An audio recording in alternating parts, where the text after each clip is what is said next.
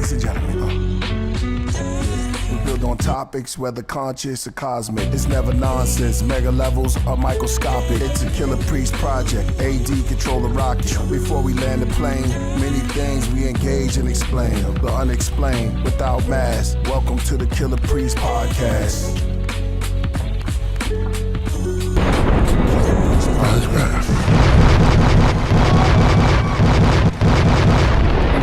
Welcome, come one, come all.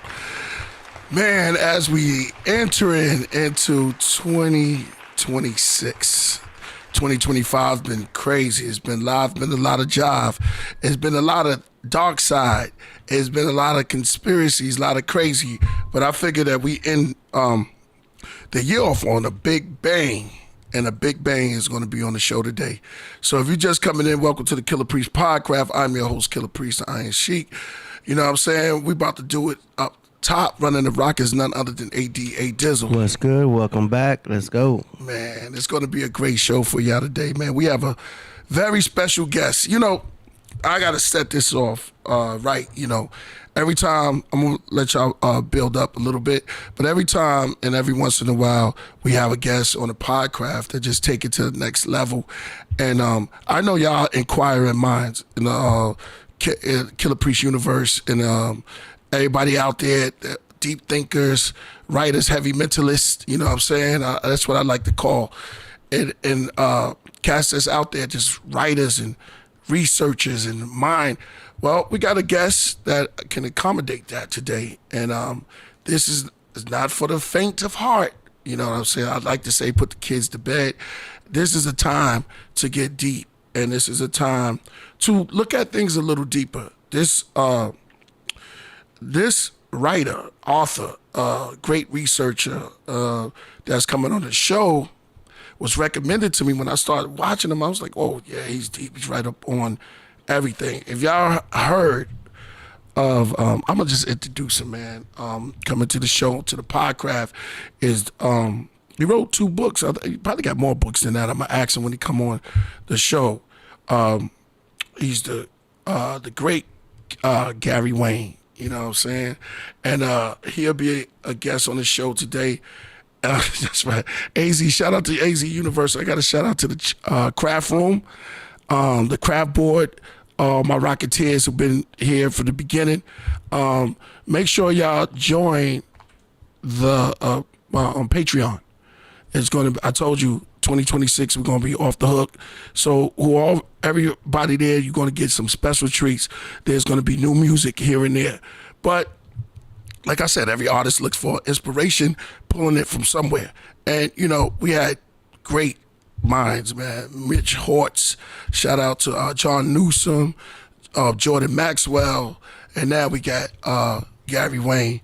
Before I bring him, I'm going to let her build up for a minute, and then I'm going to bring him on real quick. Shout out to Key Wop. I want to say Chris Alexander. Shout out to Underland Fortress. The elephants are in the building. It's the elephants in the room. I love your lives. Thank you, my brother. I'll be on live again. You know what I'm saying? We'll be on live going, and we'll be doing all type of beat juice and stuff like that, you know. Well, I don't want to hold him up too long because I know he's here in the building. So right about now, introducing to the Podcraft, without further ado, the great Gary Wayne. Author, writer. Oh, man, it goes in deep. How are you today, my bro? I am doing just fine, and thank you for inviting me onto your podcast, and very much looking forward to the conversation, and hopefully we'll raise some eyebrows out there. Oh, man. Y'all don't even know what's happening. We had a little discussion before the show even started, and it almost went there. We had to stop, and we was going to invite y'all to enjoy, to join into our conversation, but I would like to keep it going from there. Author of how many books?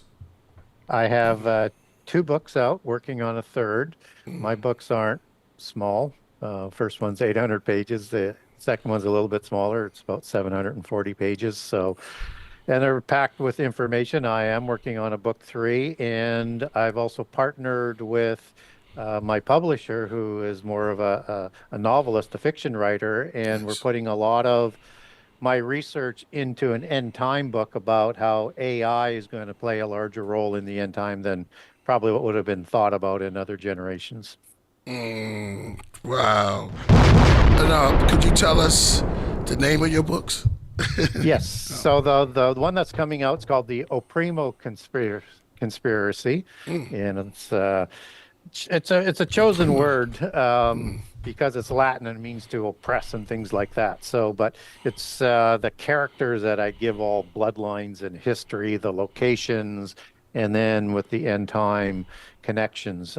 So the first two books that I've been involved in or that I wrote is the Genesis 6 Conspiracy, Part 1, and the subtitle on that one is where people sort of raise an eyebrow. It's entitled How Secret Societies and the Descendants of Giants Plan to Enslave Humankind. And book 2 is called the Genesis 6 Conspiracy, Part 2, and it's subtitled "How Understanding Prehistory Helps to Define," or how Understanding Prehistory and Giants Helps to Define End Time Prophecy.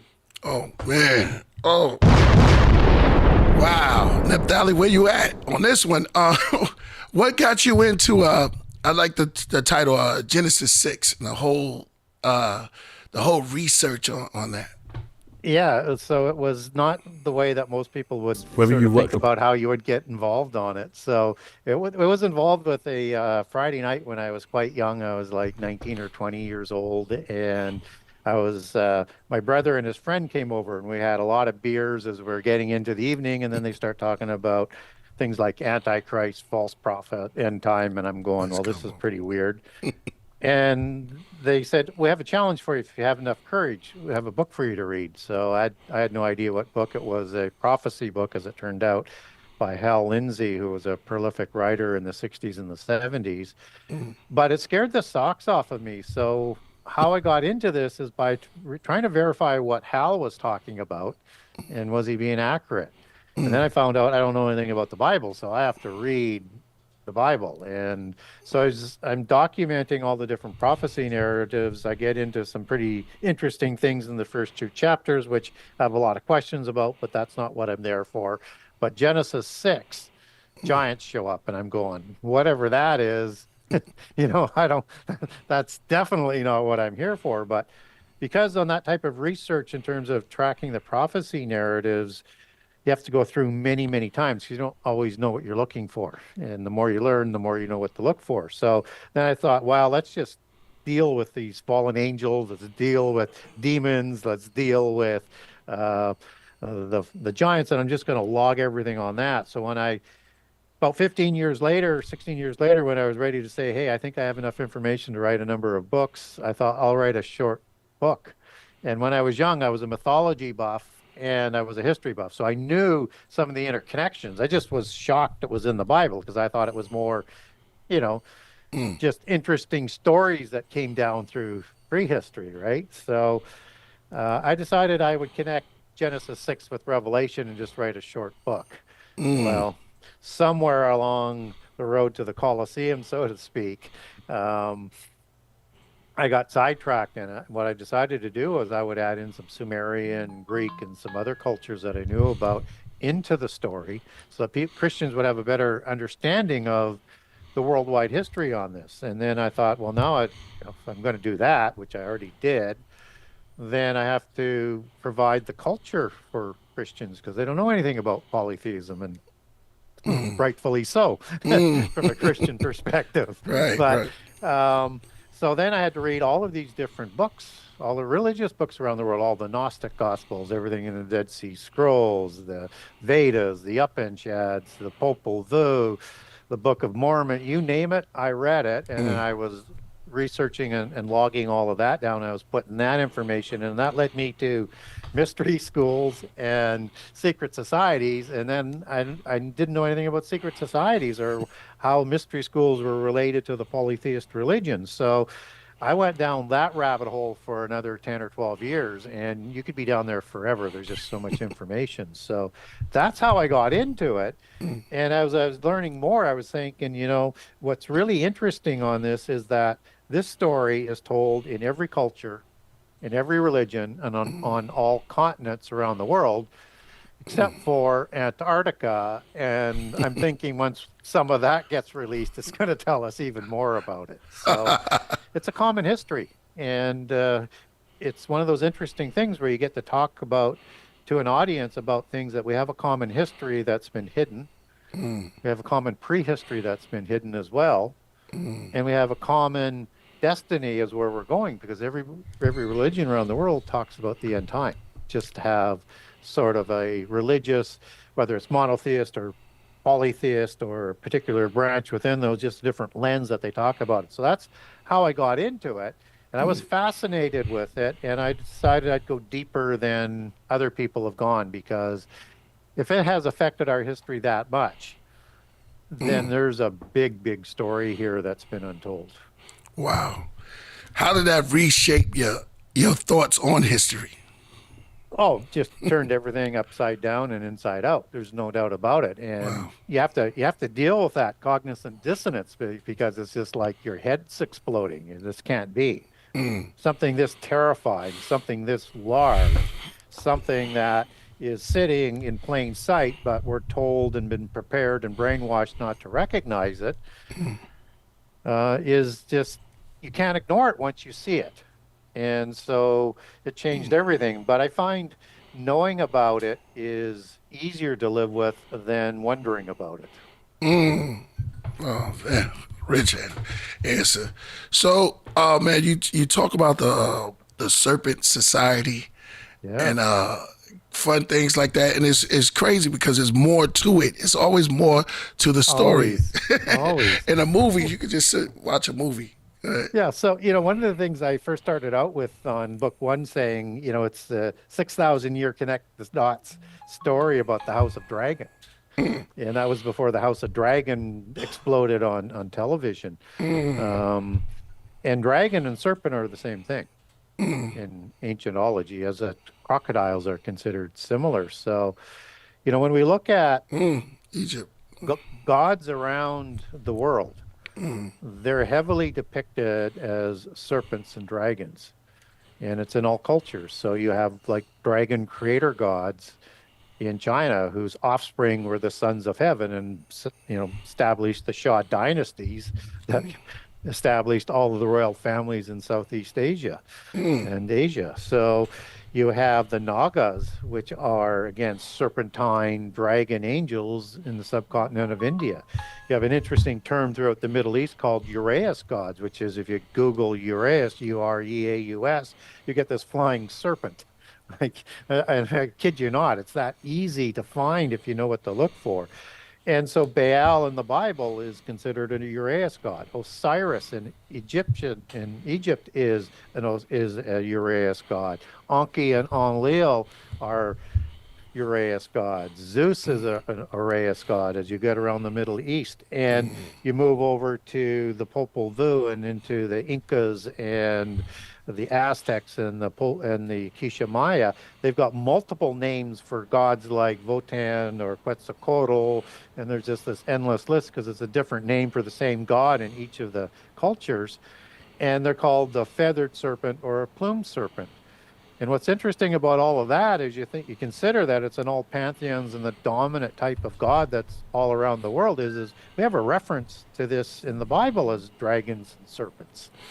And in the Bible, the serpent angels, just as Satan is called a devil in Revelation 12, and a serpent and a dragon, and that ancient serpent and dragon, there's a rank and order of heavenly dragon angels, six-winged serpent-faced angels, who were in charge of governance and religious organizations that were established on the earth, obviously through the pantheon of the gods as we see them established in that similar pantheon all around the world. Actually, they have the same positions and the same descriptions, and they just have different vernacular names in each of the cultures. So these seraphim angels biblically are the serpentine gods that we see around the world.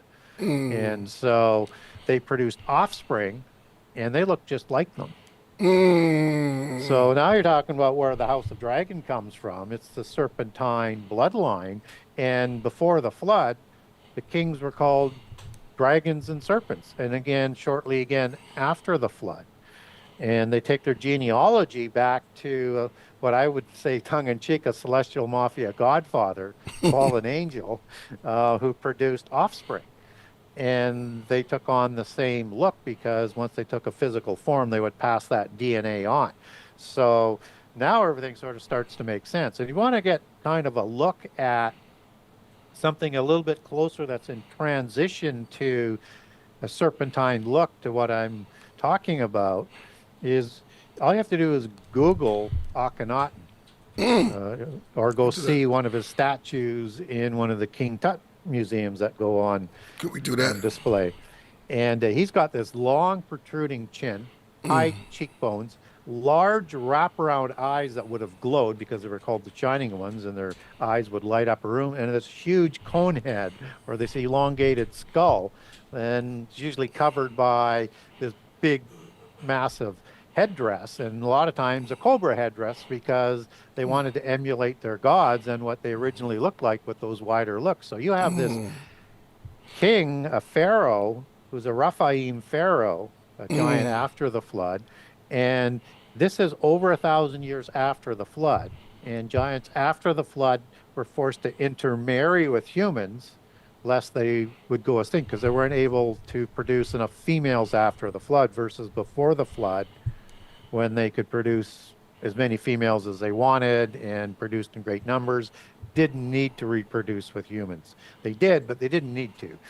And so after over 1,000 years of intermarriage, you still see that serpentine look. And everything about throne is serpentine.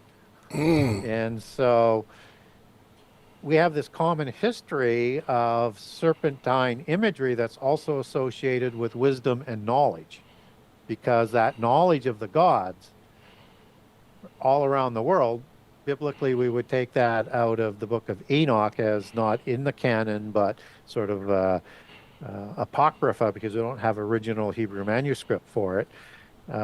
Book of Enoch has these Urias angels, these serpentine angels, seraphims, providing the knowledge to the giants, and who they developed this knowledge to a great level before the flood, then again shortly again after the flood. So serpentine imagery is everywhere. It's on the crests or the coat of arms of royal families.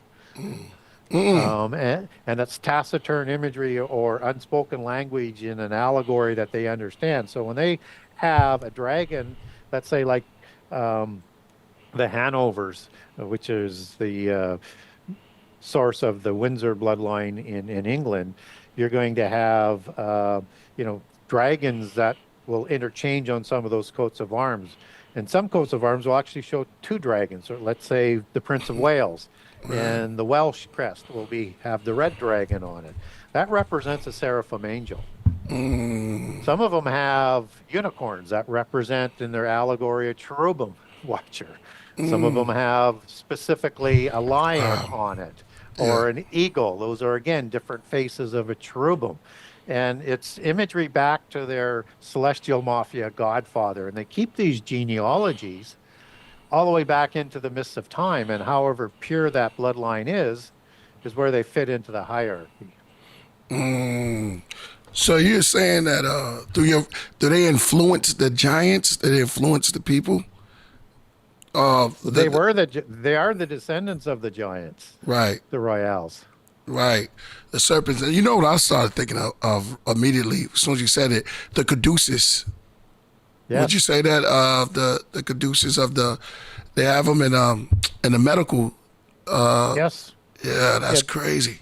Yeah, look, and in the medical community, you're going to have either a single serpent or a dual serpent, depending on whether it's a professional organization or a medical or a commercial organization.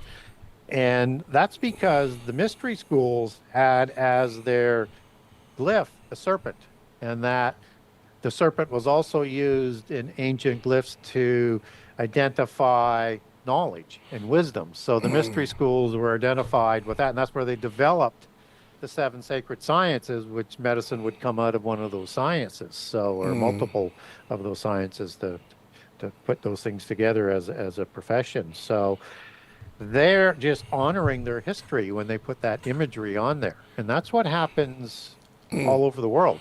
In everything that you haven't thought about thinking about probably represents the polytheist gods, because we live in a polytheist world. And we're controlled by the council of the gods that still run this earth. Wow. Looking at it deep.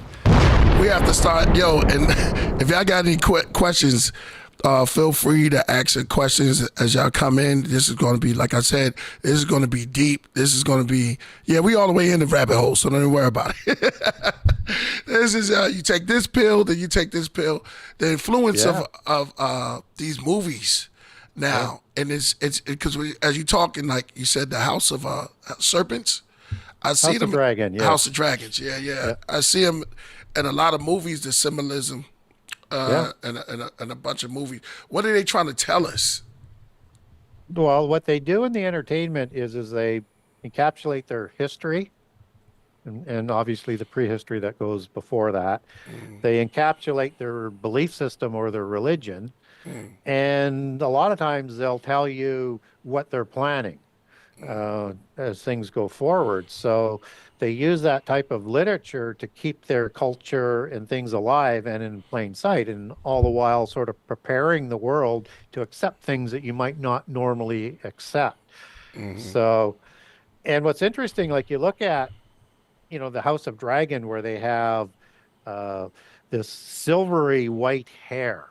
And it doesn't matter what skin color you have, you still have that color of hair, right? Right. And that's, so when we look at the giants, there's 3 main colors of hair.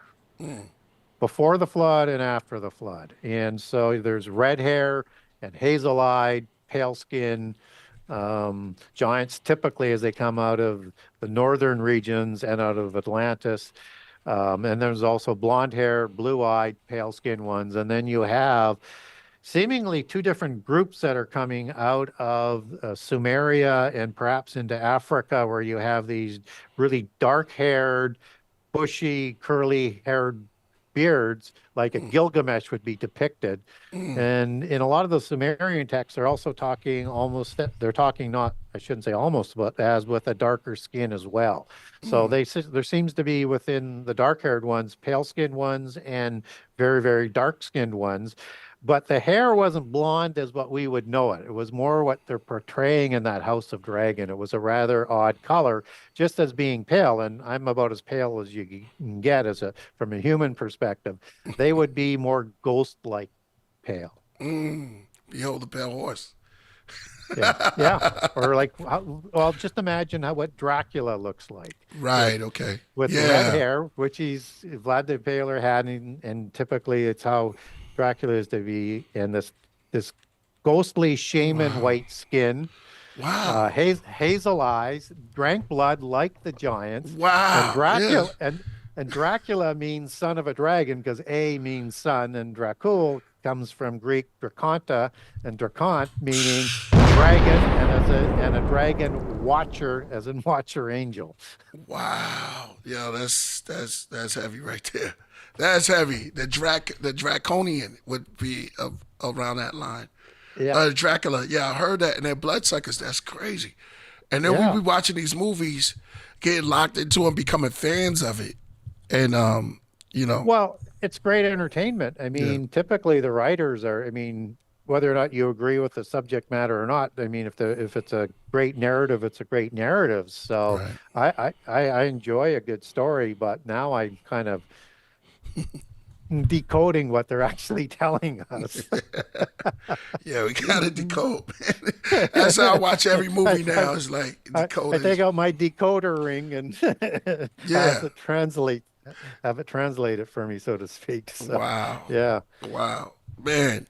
And so so the serpent society, and all of these things are just filled throughout, not just in the Bible, but it's in through every culture. Could you give Yeah. an example like of a of all the cultures that and the timeline, like John when it was doing?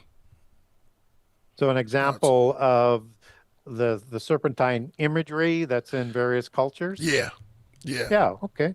So, you're going to see in First Nations in North America, you are going to see that serpent imagery that is almost pervasive, along with the eagle or the raven or the bird face of the cherubim. Those are the two sort of strongest sort of imageries. With the Hopi, they say they were first settling into the United States from the White Snake clan.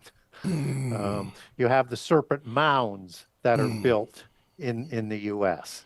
You move a little bit further down into um, the land of the Aztecs and the Quiche Maya and the Incas. There's serpentine imagery that just floats all through that. Because again, their gods are all presented mostly as serpentine gods. So that's just from most of, and those sources we don't have a written source for that because there were oral traditions, but we certainly have what they left in the serpent imagery. Right. And so when we start moving that across to Africa, again, we have just an oral history, but it's very strong in that oral history and traditions of giants and serpentine imagery from those gods that produced the giants. So when we look at how Zeus is originally depicted. Actually, here's a better one. There's something called Ogdoad gods in Egyptian history, and it's Ogdoad, and it has a sort of bluish sort of color that's associated with it as well. But they're all reptilians. Right. I mean, literally reptilians, right? Right. And so you have, as you move into around the Middle East, you have this imagery of warriors Yes. putting on armor, and those are all scaled armor, Nice right? job, AD. Yeah. Yeah, Yeah. that was good. Yeah. So, was like the Sarmatians were the dragon people, the dragon warriors. These are Scythians, and they used to have armor that reflected and looked like scales of a dragon. Wow. And in all of the cultures around the world, they have this Leviathan mythos, and more than a mythos, it's in all of the religions. So you would have Leviathan is this multi-headed Hydra being in the Bible. There's two of them. One is killed by God, the other one will be killed in the end time. But we have this imagery and the same story told all around the world.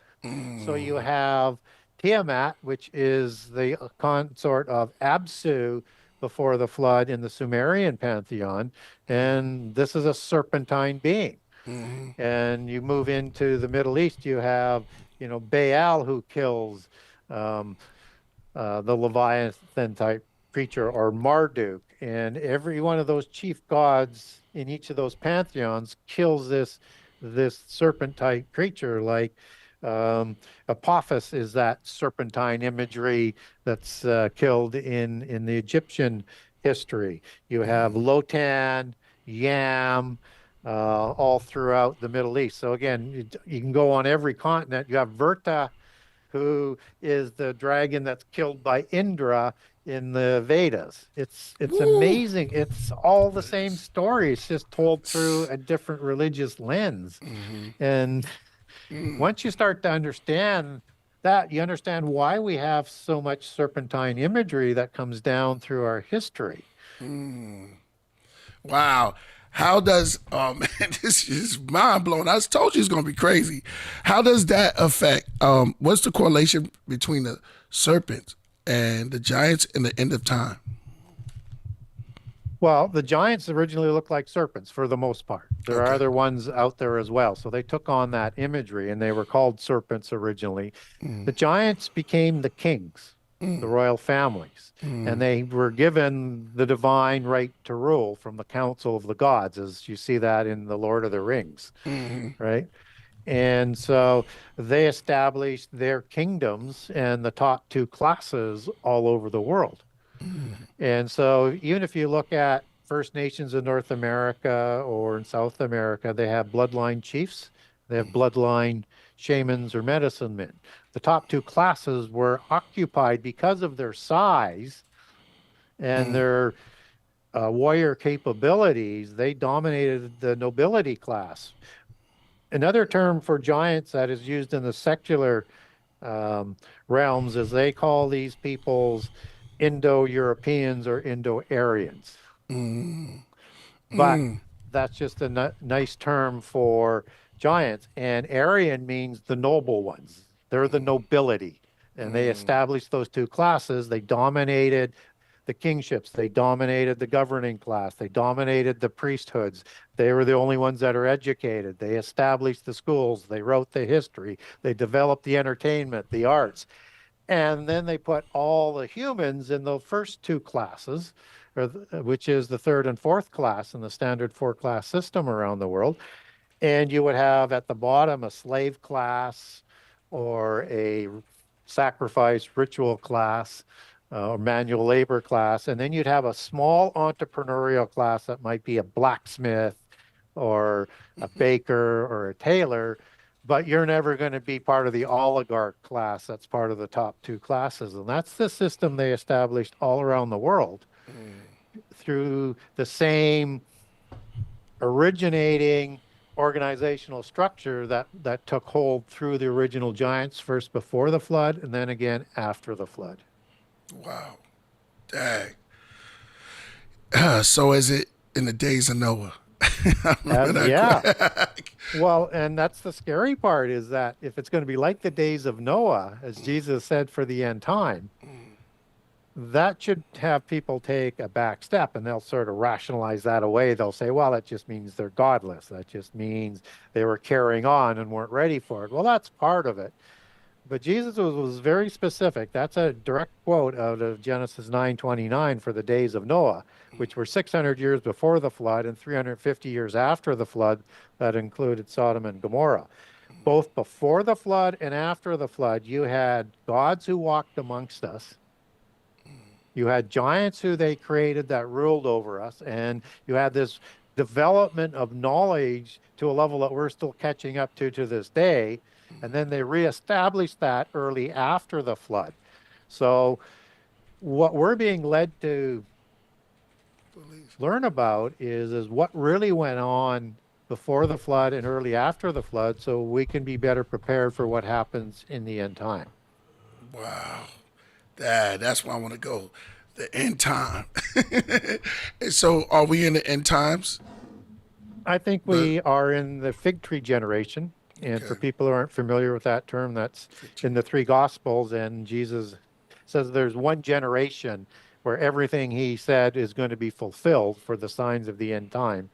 And heaven and earth will pass away, but his words will never pass away. So there's one generation. And I think we might be in that fig tree generation. And that we're just now starting to catch up to that technology as it's being downloaded, just as this knowledge came on in the last few generations before the flood and ramped up in the last generation, similar to what we're seeing here today. So if that's the case, then we should expect to see more than just the descendants of the giants. We might expect to actually see giants show up again, and that the fallen angels, gods, will walk amongst us again in the end time. So yeah, I think we're likely in that. We're not in the last 7 years. We're not in the Revelation openings yet, starting with the seals. We're in the sorrows, where you have wars, rumors of wars, earthquakes, famine, and pestilence, which are the four sorrows that get stronger throughout the generation and start to work together to create the chaos and the upheaval to bring about the new Atlantis, or the 10 kings of the end time. Wow, man, you well versed. Man, I don't know how you. And I heard you say somewhere before that you're not a minister, or anything. No. You just picked this all up, man. Yeah, That's and I don't have a university degree, and I was not a published author when I thought I would write a book, and had no idea how I would get published. And when I was thinking, well, I might actually be published, I didn't have a platform anywhere. I wasn't on social media at all, and so yeah, I just kind of learn things as I go, and you take your lumps. yeah, And you get up and you say, okay, what did I learn from that? I better, move away from that punch that comes at me and man. avoid that for the next time. That's a good way. That's a good way, man. We got a lot of similarities there. That's heavy. That's heavy. Oh, okay. So let's get back to yeah. I heard you break this down. Um, the creation story. Oh, What? yeah. Are you referring to day 6 to the Eden account? Yes, yes. I love Genesis, man. I can stay there all day long, and So, I know there's a deeper story to it. You were saying something about the. Could you break that down for the people? yeah. There was two. Yeah, go ahead. Well, one of the things that I learned quickly as I was reading Genesis 1 and 1, 2 and going through it as many times as I did is that details are different. And the standard dogma is that Eden is just additional information to the creation of male and female in day 6. Trouble is, you can't reconcile the differences, and there's a lot of differences. And another thing that sort of went downstream from that was Cain, when he leaves because he's ostracized for killing Abel. There's only, what we're told, Adam, Eve, and Cain that are humans there, and he finds a Yeah. wife east of Eden in Sumer and Shinar, and builds a city. And builds a city for who? There's not supposed to be anybody there. Right. So the standard dogma leaves those things not really reconcilable, even if you're going to say, well, it was a sibling. Well, we don't have a sister being born, and if it is, it's 130 years before Seth is born, when Adam is 130 years old, and we're only told sons and daughters are later.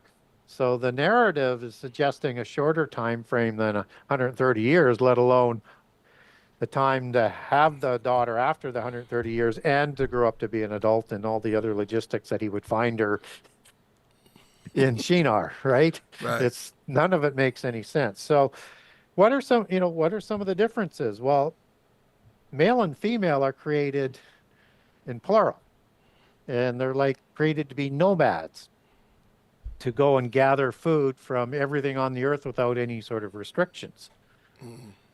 And in the Eden account, you have Adam that's created.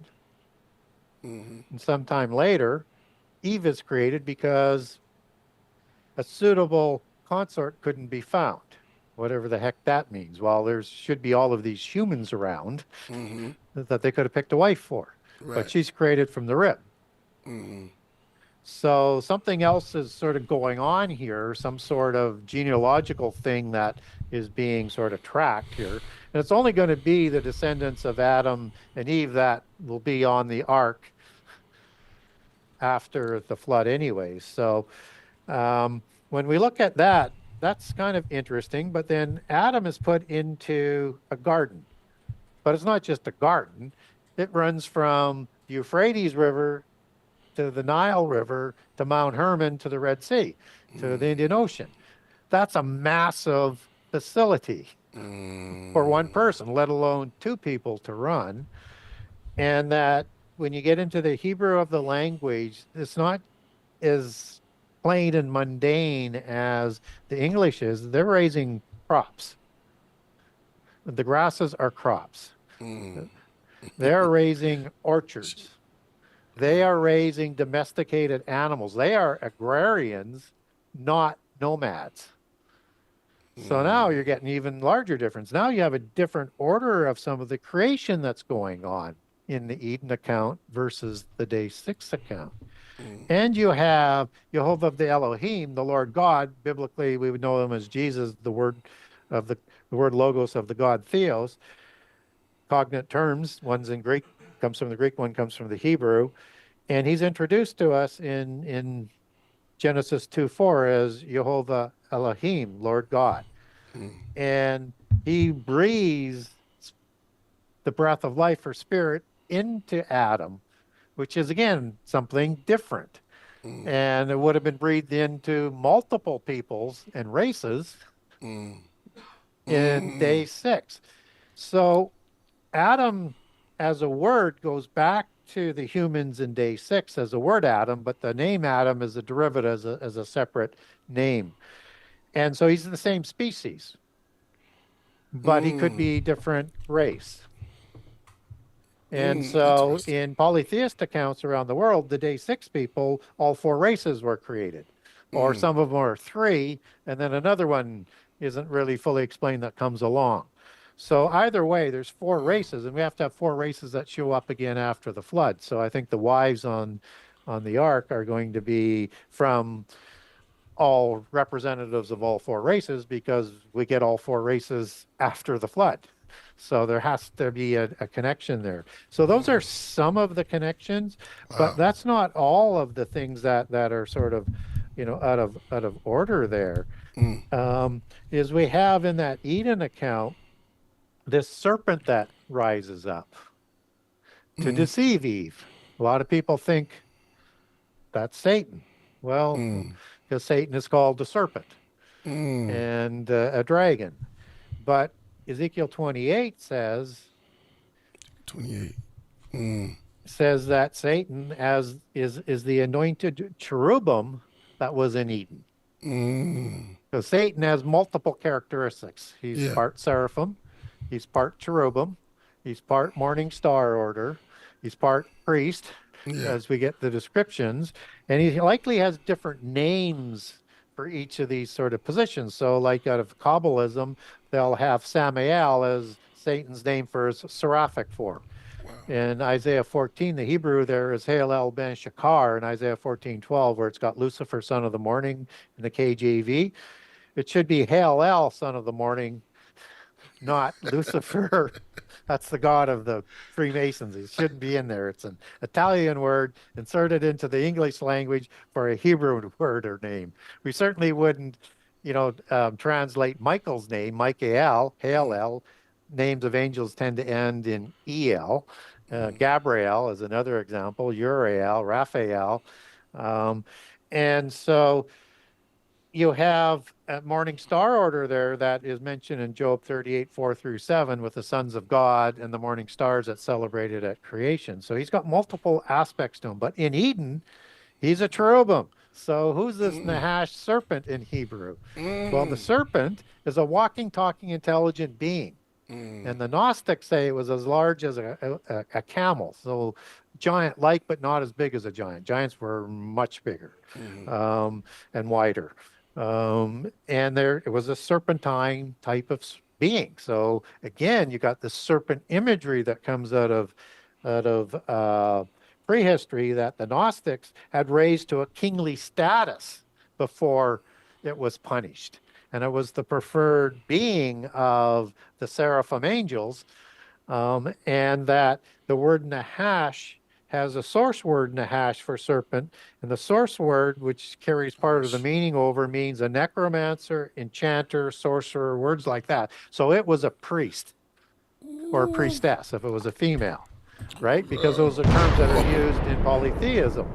And so now you have a corrupted race of beings from a biblical perspective that's deceiving Eve at the behest of Satan, who's in there coaching the serpent. And this being is said to be a beast of the field, which is born on day 6, but before male and female. And what's interesting about 1 Peter 3, because it's a nice little extra template that goes on to the Genesis that helps to understand a few things. And in this case, it says a day for God is like 1,000 years for us. So now you could have had this serpent, as you apply that to the 7 days of creation, could have been born at the beginning of the 1,000 years, and male and female were created at the end, and that the pantheon of gods, the fallen angels, had already rebelled, and they corrupted all of the day 6 people. They corrupted the serpentine people and whatever other peoples that aren't listed in the Bible that might have been there in the creation of day 6. And you need a restart. And a special commission, it starts with Adam and his creation. Wow. Wait a minute, man. They don't teach. See, they don't teach this in church, man. They don't teach this in church.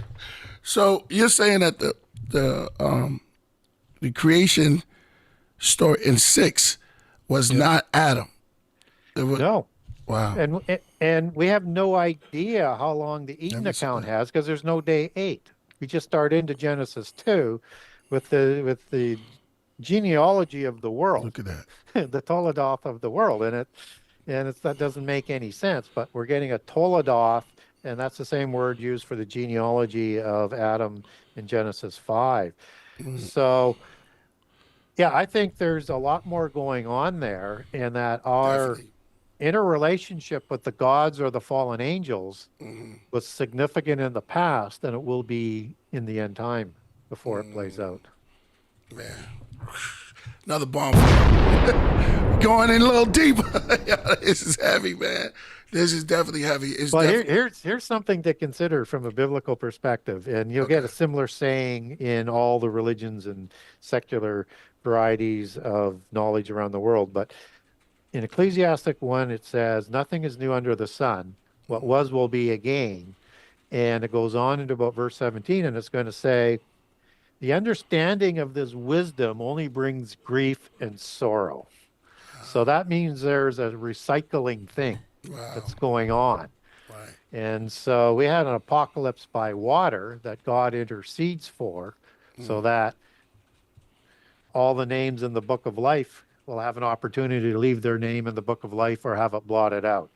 And the reason why he brings the flood is because of this great technology that we're just catching up to, understanding that we can destroy the world by fire, but that destruction is reserved for the end time. Again, according to 2 Peter 3 that I talked about, where it has 1,000 days, that fire is reserved for the end time. And so the knowledge that the gods taught had the ability to destroy the world. They taught all the arts and crafts of war to the giants and gave them the technology that could wipe humankind from the face of the earth, which was why they were created, and to do it with fire. But God intercedes. And the polytheist accounts, particularly out of the secret societies, particularly out of the Gnostics, this is the most clearest one on this, is they have an account where they adopt Cain's son Enoch versus Enoch, son of Seth. There's 2 Enochs in the Bible. Wow. And 2 Lamechs in those genealogies, so it gets a little bit confusing if you're not watching the details. And that this Enoch created 2 pillars to hold the location to the antediluvian knowledge that was stored under the Great Pyramid. And in their allegorical language, they said in 9 vaults, written in 36,525 books. But all the knowledge of the antediluvian world was hidden there. And they created 2 pillars. One was to survive a flood. One was to survive destruction by fire. What that tells us is they knew catastrophe was coming. They didn't know which one. But the flood comes, because God only destroys everything on the earth. So this destruction by fire is what is being referenced, that was in the beginning, that will be again in the end time, that destroys everything. And from the biblical perspective, unless Jesus steps in, all flesh would be destroyed and the earth would be completely destroyed again. So this is the knowledge that they had, and that we want to be aware of the connections between prehistory, so again, that we can better understand what's going to happen in the end time. Heck, we can destroy the planet multiple times over with the nuclear weapons and destruction by fire. So, and what's interesting in the Vedas, in the War of the Gods, Yeah, the Vedas. they have all of these fabulous weapons, as all the polytheist religions have, whether or not it's Thor and Odin. They have fabulous weapons. Zeus has fabulous weapons. Poseidon has the Triton, and they're all powerful technology. and that these weapons were used that were nuclear type weaponry in the War of Gods recorded in the Vedas. And I think that's reflecting whenever the rebellion of angels happened, that there was a destruction of the earth by fire. Wow. Man, the correlation with all of this, and this is like it's a global thing that's It is. going on. It's It is. not just, yeah, go ahead. And if we're talking about polytheist religions in terms of how this age of Aquarius in astrology ends, that's with the water bearer that brings the destruction by fire. And the age of Lord Maitreya, as they say, begins with in 2025, according to the Gnostics and Alice Bailey, as she wrote about, probably the most famous one writing about it, with the externalization of the hierarchy as well. That's the Council of Gods becoming visible again. That's the gods walking amongst us again. And it would obviously put front and center giants and their spurious offspring through the generations. So this has got a common destiny of a destruction by fire. Now, in polytheism, Lord Maitreya, we would also know it as equivalent to Shiva. Maitreya comes out of Zoroastrianism, which is the Western Avesta version of Hinduism. Again, Proto-Indo-European or giant religion that is being expressed there. But they're both destroyer gods that come in the end time to destroy the world by fire, but to recreate a new world and to create new oiketerians or dwelling places for the spirit of their followers. So we might look at that as creating sleeves in a new world for people to have a physical body in, right? So yeah, this is.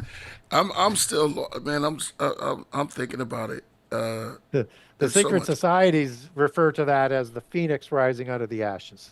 Yeah, I'm thinking, man. You got me thinking about so much of these aspects, and it's crazy because it's just not one storyline. You're connecting. It's like precept upon precept. Like there's something here, something there that all adds up. Like your account of the Ezekiel 38. Yeah. It goes into the seraphim, like you were saying. That's heavy. The anointing. Yeah. Yeah. So it was Ezekiel 28. Yeah. And 28. Ezekiel 38 is equally interesting. Wow. That was a shot in the dark. As a step-by jumper. Go ahead. Yeah, that has an end-time war. It's not the Armageddon War, but it's a lot like it, and might even be a little bit worse than the Armageddon War. Right. And it's led by an interesting group of characters that have this great alliance that are part of the 10-king empire of the end time that we're starting to see rise up, that Trump would call the Golden Age, because that was the age of Atlantis. So they're trying to assemble that world order. And so the interesting character is Gog, Chief Prince of Gog of Magog, Chief Prince of Meshech. Okay, here's what's interesting about that.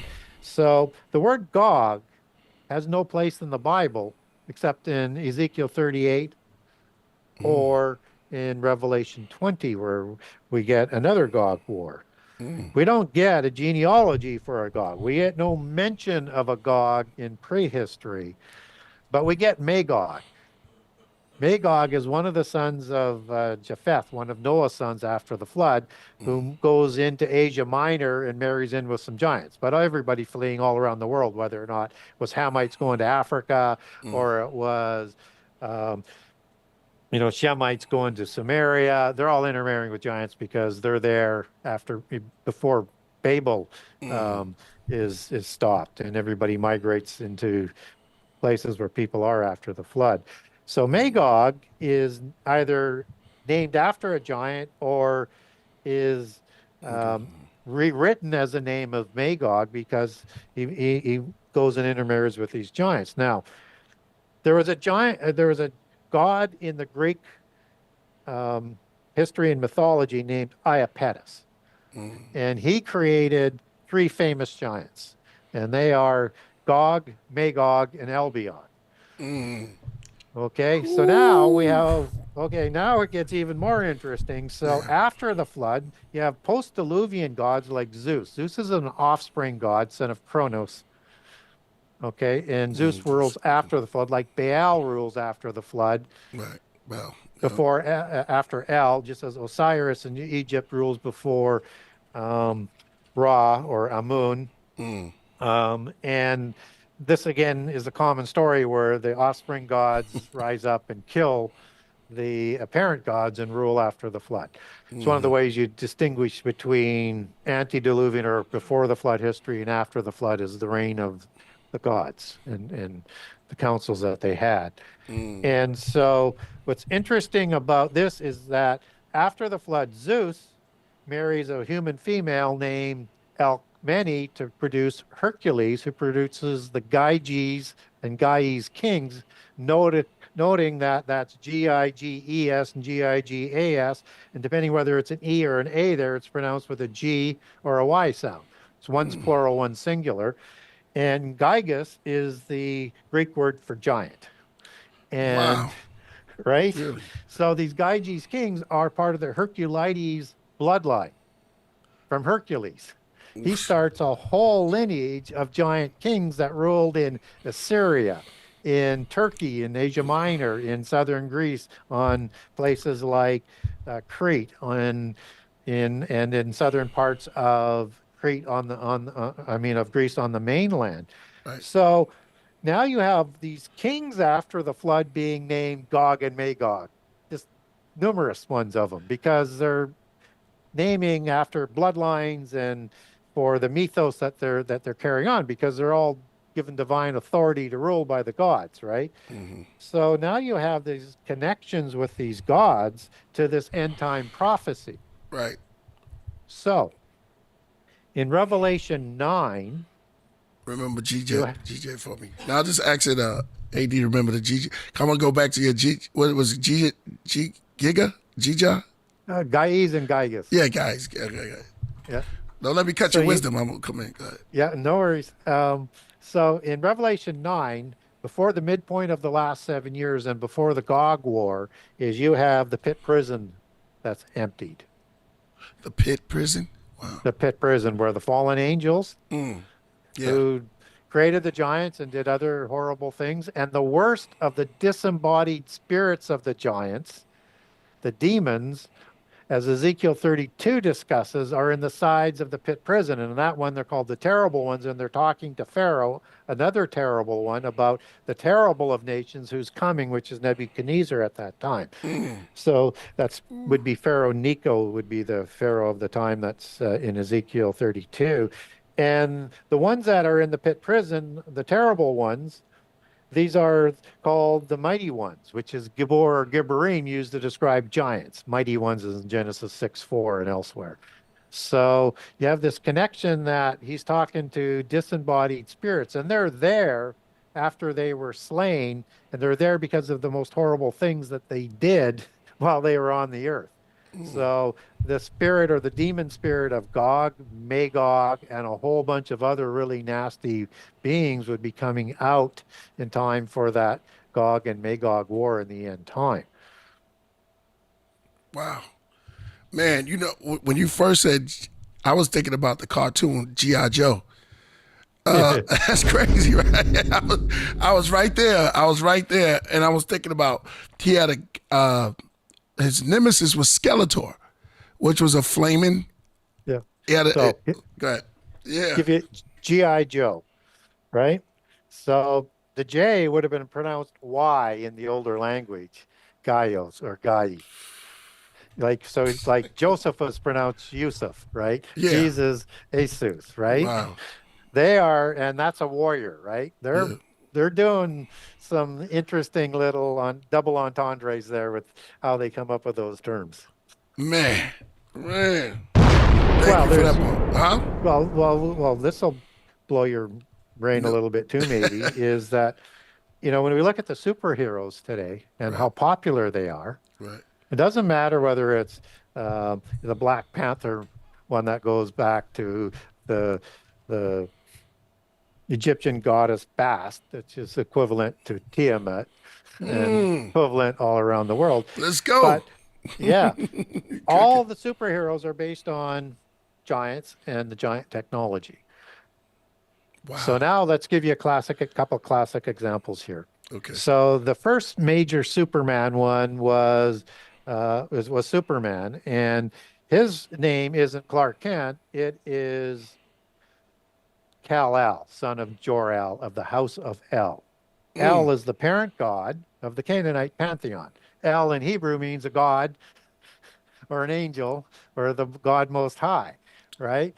And Superman is the son of El. And Kal-El is the Hebrew word in Genesis 10 for Nimrod, who became a Gibberim. He became like a giant, a mighty one, as he's described. Wait a minute, say that part again. Say that part again. That part. I was just, you got me going. Yeah. Nimrod became a mighty one. That's Hebrew Gibberim for mighty one. Right. Became is Hebrew Kal-El. So Nimrod becomes a giant.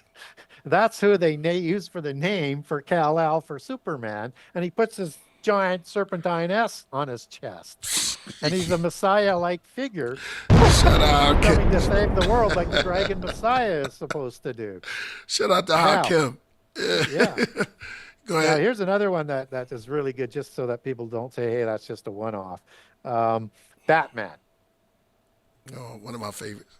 Yeah. Right. Yeah. The Dark Knight, right? So in the angelic order, there's a watcher who has 4 heads that we talked about. One of them is a bird's head or a raven's head or an eagle's head or an owl's head, as it's described around the world, or a gargoyle. Right.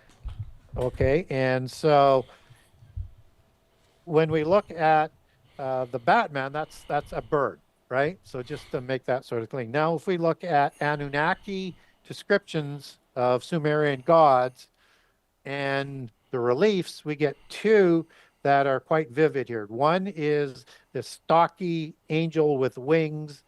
There's a number of them, and they're doing this ritual around this sort of electronic or high-tech tree of life, as people like to call it. And they got these purses and these crystals and things, and they're doing it.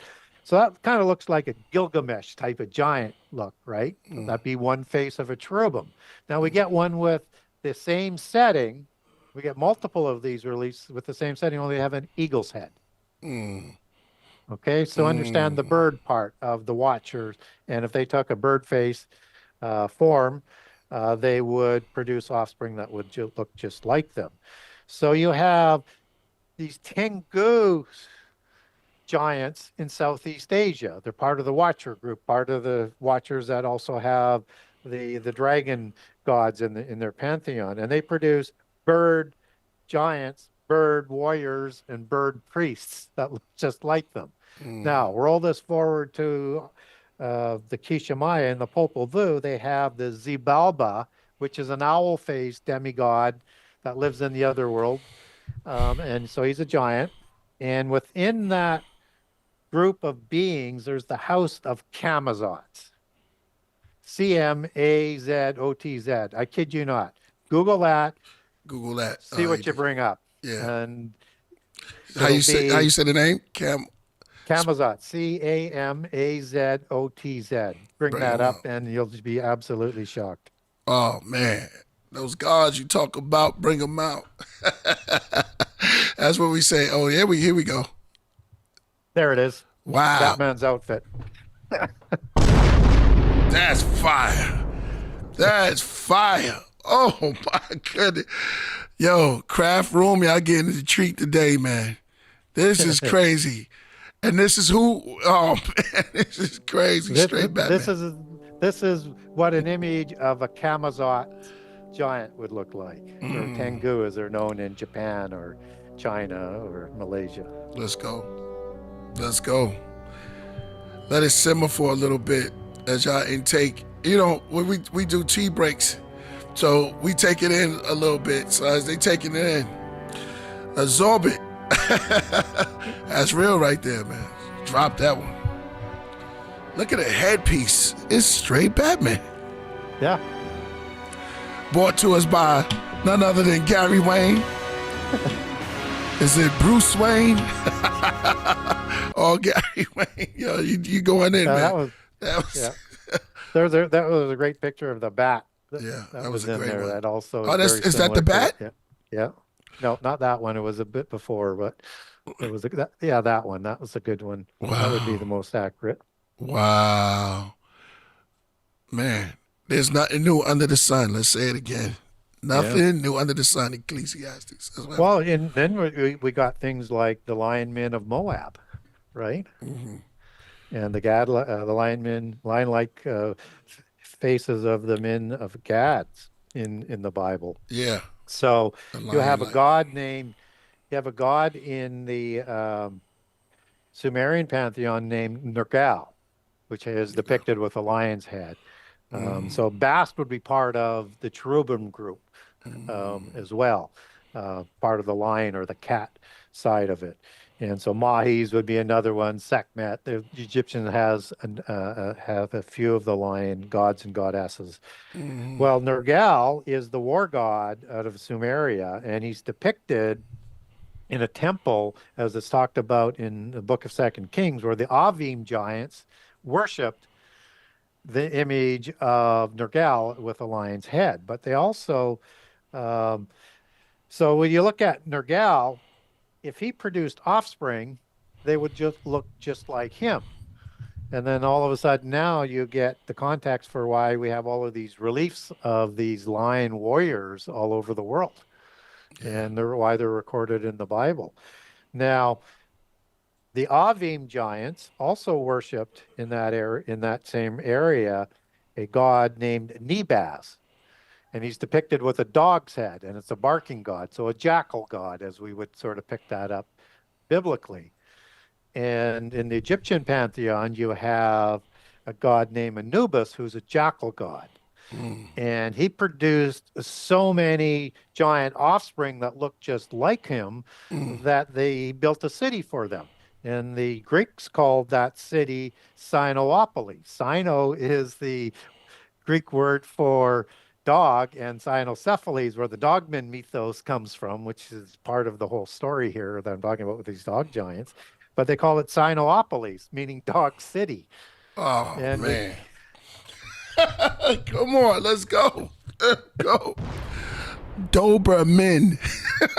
Yeah. And I'm looking at a Doberman. I'm like, wait a minute. Okay, man. I'm with you, bro. I said we're gonna have a great conversation, man. You're going in. Doberman. The dog city. Go ahead. And these dog Nephilim are talked about in secular history, in Africa, in India, China, Southeast Asia. The mythos is with us even to this day. Best friend. Yeah, and it's, in Greek history, they have accounting of that as well. Right. And even as it relates to St. Christopher, who was a mercenary who converted.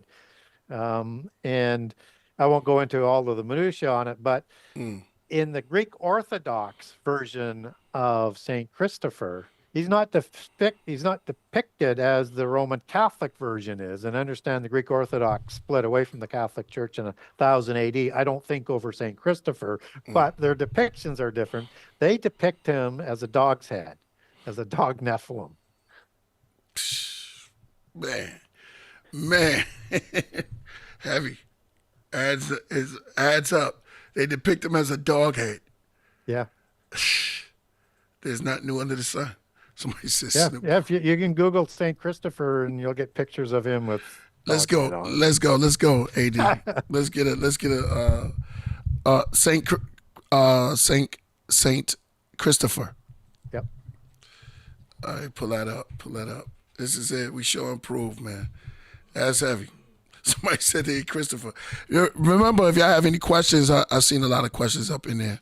Make sure y'all hit that like button and hit that like. A lot of people. Okay, there you go. Yeah. Look at that. Now, why would you depict a saint with a dog's head? That's Anubis. Oh man, come on. Absolutely. Probably the laugh. Huh? Now, That's heavy. some of Right these there. dog giants were, they're as big as 10, 12 feet tall. Wow. But again, they seem to have shrunk over time. I'm not sure what dilution caused that. Maybe with humans. I don't want to go down that trail, but something, they're not quite as big. But giants in the past are a lot bigger than Scary. what people think they are. So Say that again. Clear. giants, when they're called giants, are not just like 7 feet tall, right? These Right. are monstrous creatures. Right. And so we have a sizing in the Bible for Goliath that is 6 cubits in a span, and he's a Gittite. And Josephus, who records giants in the time of the Bible as well, says to use the royal cubit, which is 21 inches versus 18 inches. So he's 6 cubits in a span. That makes him 11 feet 3 inches tall using the royal cubit, and stout. And it's thought that they measured most of the giants, not the dark-haired ones because they were larger than the blonde-haired ones and the red-haired ones, but they were thought to have a height to width ratio of 2 to 1 versus the average of a human, which is 3 to 1. So they're very much wide, and they weren't just chubby, they were muscular, and they were ambidextrous, and they were fast. They were the ultimate weapon of war, as in a biological suit, so to speak. And that the bed of King Og in the time of the Exodus was made of iron because his weight was too heavy to be supported with a wooden bed. It was left on display in Rabbah for centuries to remind the Israelites of the size of the people that they fought. So this was 9 cubits long and 4 cubits wide. So 7 feet wide and 12 feet, 16 feet long. And so for him to fit in it, he's going to be somewhere probably 12 to 14 feet tall. Right. And he's going to be 4 to 6 feet wide to fit in it. So, but that's where you get that height to width ratio that sort of is proven out as one example with that bed size of 9 and 4 to show the stockiness. And giants are always called stout in the Bible. You get the description in the KJV Bible. Right. They use different words in the other translations. Stout is really capturing that ancient sort of language. Now, Gilgamesh, KVG. There's right there. I just want King James Version. Yeah, King James Version. Yeah. Yeah. So they'll know. And Nahash, so they'll know. Nahash Serpent. is serpent. There you go. Yeah. Yeah.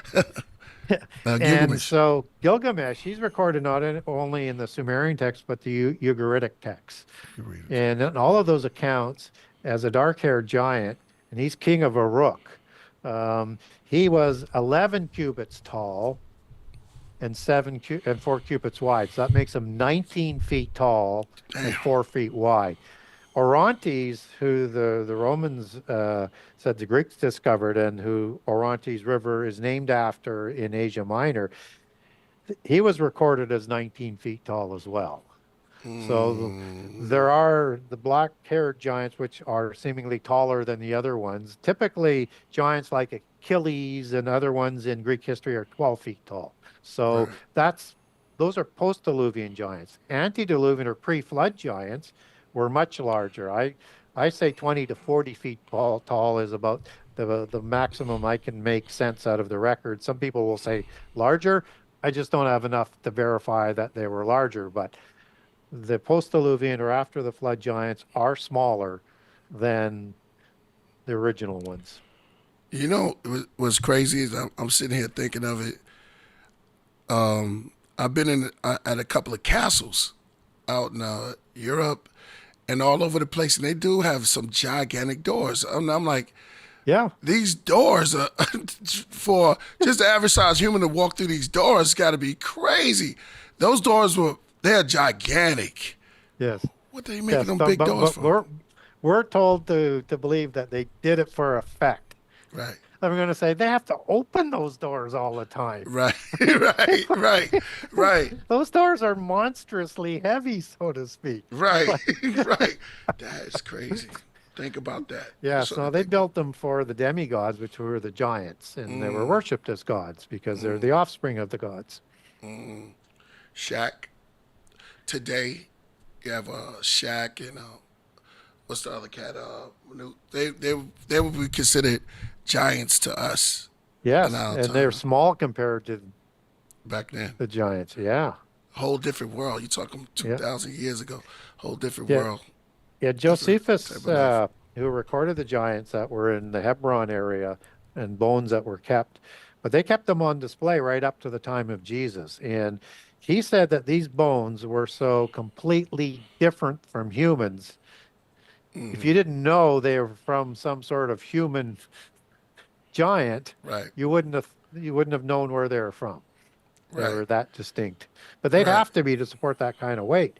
I mean, you're talking about beings that were probably going to be 1,500 pounds to 2,000 pounds. This is crazy. Yeah. Yeah. That's pretty big. Yeah. Yeah. Ah, Well, the 1,500 at we, the minimum, but you could easily, I mean, the size of their feet, they would have been like size 30. like crater, like craters. Yeah. That's crazy. Yeah. And How a do you walk in description, something like that? That's, yeah. And the description of these terrible ones, as you take some of the words back into the Hebrew, is that they had the strength in their hand or their paws, they were described, that they could crush bones with their hands. it's like the First Nation mythos. They spoke about giant beings Yeah. with 6 fingers, right? Yeah, 6 digits. And we get 6 digits recorded in the Bible. And also you have 2 rows of teeth that are amongst the some of those giant bones that are discovered amongst the First Nations and as they describe them. So there's some distinctions there, and of course these elongated skulls, right? And you can bind a child at childbirth and make it longer, but you can't increase the volume. And these things are like huge. These Yeah. and the other thing that's different amongst those skulls when they find these elongated skulls, they don't have any sutures. And you can't take away the sutures by binding the skulls. They're a different hybrid being. They're hybrid angelic Demigod. and humans. There's something that's different there. So yeah. Demigods. Yeah. Demigod. When did that come up? I see you look. He's like demigods. Is like, yeah, that's it. Right? Yeah. Well, that's what they called the offspring demigods. And they're because they were 50% God, 50% human by the general sort of understanding of it. Wow. And And it was also understood that that was a meaning for the offspring of a god and a human. yeah. Damn. So where they fit in this society today? I'm trying to think about it because I think of Star Trek. I'm thinking Yep. of Star Trek. There's a couple of movies that I can sit and think about. Oh, Predator. Yep. Yeah, Predator. That's kind of crazy. Think of a couple. Predator. Well, in the alien mythos, you have reptilians as very sort of prevalent, right? Right. And Star Trek actually created this world of what they called saurians, dinosaurs. Right. Used to be called dragons before they invented the name dinosaur. And they were the ones who were living here, but because of the world being destroyed from their technology, they had to leave and they went to live in this other galaxy. Yeah. That's out of Star Trek Voyager. Right. And they said everything ended from a comet, right? Yep. Well, the dinosaurs Yeah. were extinct from a comet or a bunch of comets or whatever. Yep. Yeah. Yeah, that's crazy. Yeah. Asteroid, whatever. And so what we do know is we don't know the history and we don't know how old the world actually is. That's wild. Yeah, if you were to say, well, where's the best place Speculation. to speculate where would be the best place for the angelic war, put it between Genesis 1:1 and 2, and then we don't know how old the world is because if they destroyed the earth by fire then, we don't know how long before the earth would have been renewed in days 1 through 6. Right. So And you what's interesting, okay. no, go ahead. So are you saying that there was a world before this world? Could have been. Because First Peter 3 is talking about again, that template for Genesis that I like to talk about. It says, it talks about in the beginning, which is the first three words introducing Genesis.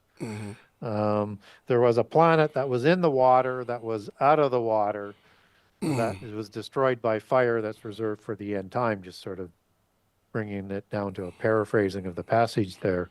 Right. And so it's indicating there might be some sort of destruction that destroyed the first world that was prevented at the time of the flood, because God interceded and brought the flood instead of the destruction by fire, until things are fulfilled with all the names of the book that are due to be, to have their chance to live on the earth, have that opportunity. So now if we go back to Genesis 1:2, you have the Holy Spirit, the Ruach of the Elohim, that's hovering over the chaos, right? And what's very interesting about that is the introduction to the Holy Spirit there, where it says, again, sort of paraphrasing, the world was void and without form, and the Holy Spirit was hovering over the chaos. Well, that word became is the Hebrew word hava, which is the source word for Jehovah or Yahweh or any of the variations you want to have for that. But it basically can mean am, as it is the great I am, as talked about in the book of Exodus for Jehovah. It can mean is, or it can mean was, or it can mean became. Right. So you could translate that the earth became, and then but again, what fits the narrative? So then you look at the word void, and it's the Hebrew word tuhu, and that means a ruin. It means destroyed. It means words that cause an action to make it a chaos. And then you get to the word formless, and it's bohu or bohu, and it means the exact same thing. So it's an action that has happened. When you say, okay, well, you could still make that work with the world was or the earth was, but then you go to Isaiah 45, and it says, God does not create anything in vain. He creates everything to be lived in. So he creates it whole, is what it's saying. But then you get into the words, which is really interesting. And that word vain probably shouldn't be translated as vain, because that's the word tuhu. Same word for void. So he doesn't create anything in ruin or void. He creates everything to be lived in. So if you want to get rid of all of these inconvenient passages that are talking about this ancient sort of destruction that are sort of sprinkled throughout the Bible, like in First Peter or in Isaiah 45 and elsewhere, you might want to say, well, maybe the earth is a little bit older. And now all of a sudden Psalms 104 comes into play kind of nicely, because not only do you get the foundations of the world mentioned and the creation of the angels in the beginning, but in this destruction by the fire, as the Job passages and Jeremiah passages are talking about, this destruction by fire is down to the foundations of the earth. Can't destroy the whole earth, but you can destroy it down to the foundations. Now, in Psalms 104, it's talking about creation, on these foundations. And when God sends his Holy Spirit, the earth is what? Renewed. And you can't translate or take that any other way, even in the Hebrew. And who is there in Genesis 1:2? The Holy Spirit, right after void and formless. It's there to renew the earth. Talk to him. Whoa. Give you a palm for that one. Well versed, well said. I'm thinking now it comes back to us. Like I said, I was thinking about Star Trek. The directors of today, they got to know these stories, because they bring it back to us and the pantheon of superheroes and heroes. And I'm thinking about the word, what it said in your book is based on Genesis 6. Yeah. Heroes of old, right? Yes. Man. So the directors, we got to look at this, y'all. We have to look at this. The directors bring us back to what you're Break it down right now. Absolutely. And all the entertainment is influenced by the elite, the Elim, as they were originally known. El is Right. a word for um, angel or a god. I mean, you just can't make up the terms that they call themselves. Right. They like, but they know we don't know these things. So when we look at the secret societies, they're part of the organizational structure of these bloodlines of giants and nobility. And so they supply this ancient knowledge. And the Rosicrucian Society is the one mostly responsible for influencing the entertainment community. Doesn't matter whether or not it's a writing society or a stage production or a Hollywood, anything to do with entertainment and the continuation of their history and their religion, that's what they're in charge of. So all of a sudden now you get like, these authors I'm trying to think of their names now. It's kind of gone blank, but it'll come to me right away. The ones, Tolkien and Lewis, they were part of a writing society at Oxford. They have royal bloodlines. They're nobles. I traced their bloodlines.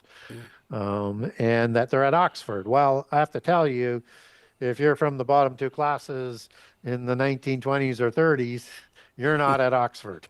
Wow.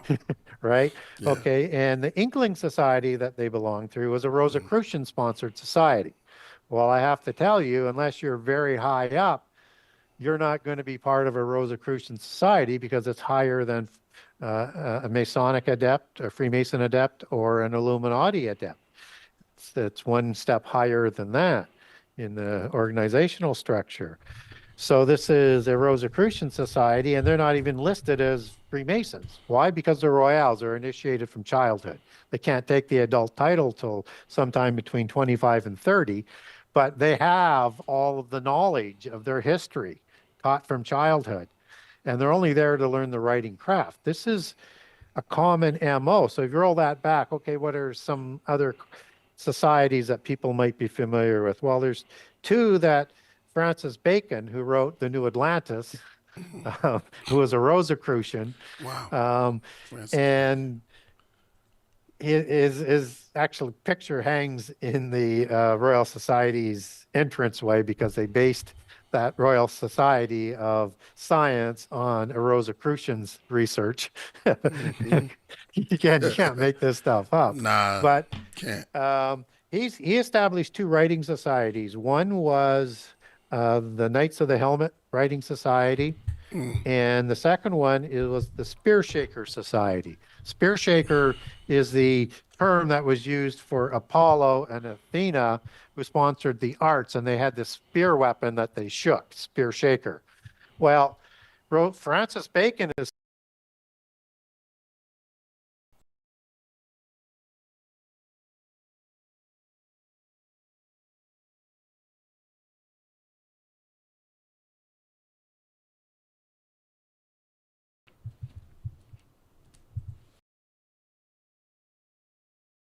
Just went out. I can't even hear him. Could y'all hear him?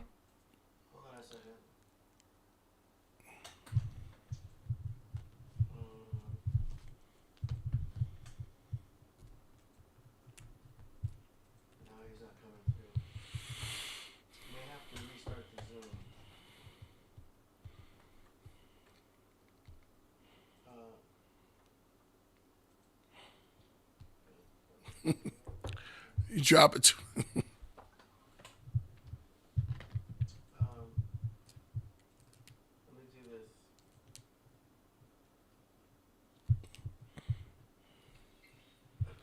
We're gonna have you go out and come back in.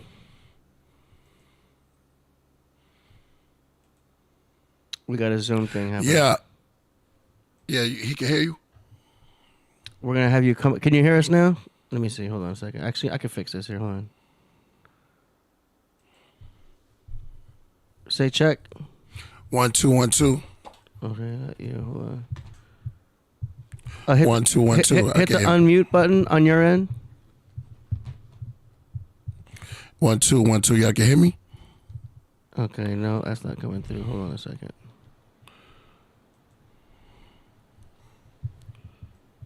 Okay, hold on. Let's do this. Okay, say check. Check, check. Gary, say check. It's not on your end. It's on our end here. Okay, so say check now. Nope, not coming through. Hold on a second. Let me switch out of here and then switch into here. Okay. Somebody said too many Jews dropping. I gotta tell them what happened. Gary, say check. Okay, here we go. Are a significant part of trying to understand the world that we work in. And I've been talking about the Rosicrucian Society that's above the Illuminati and above Freemasons.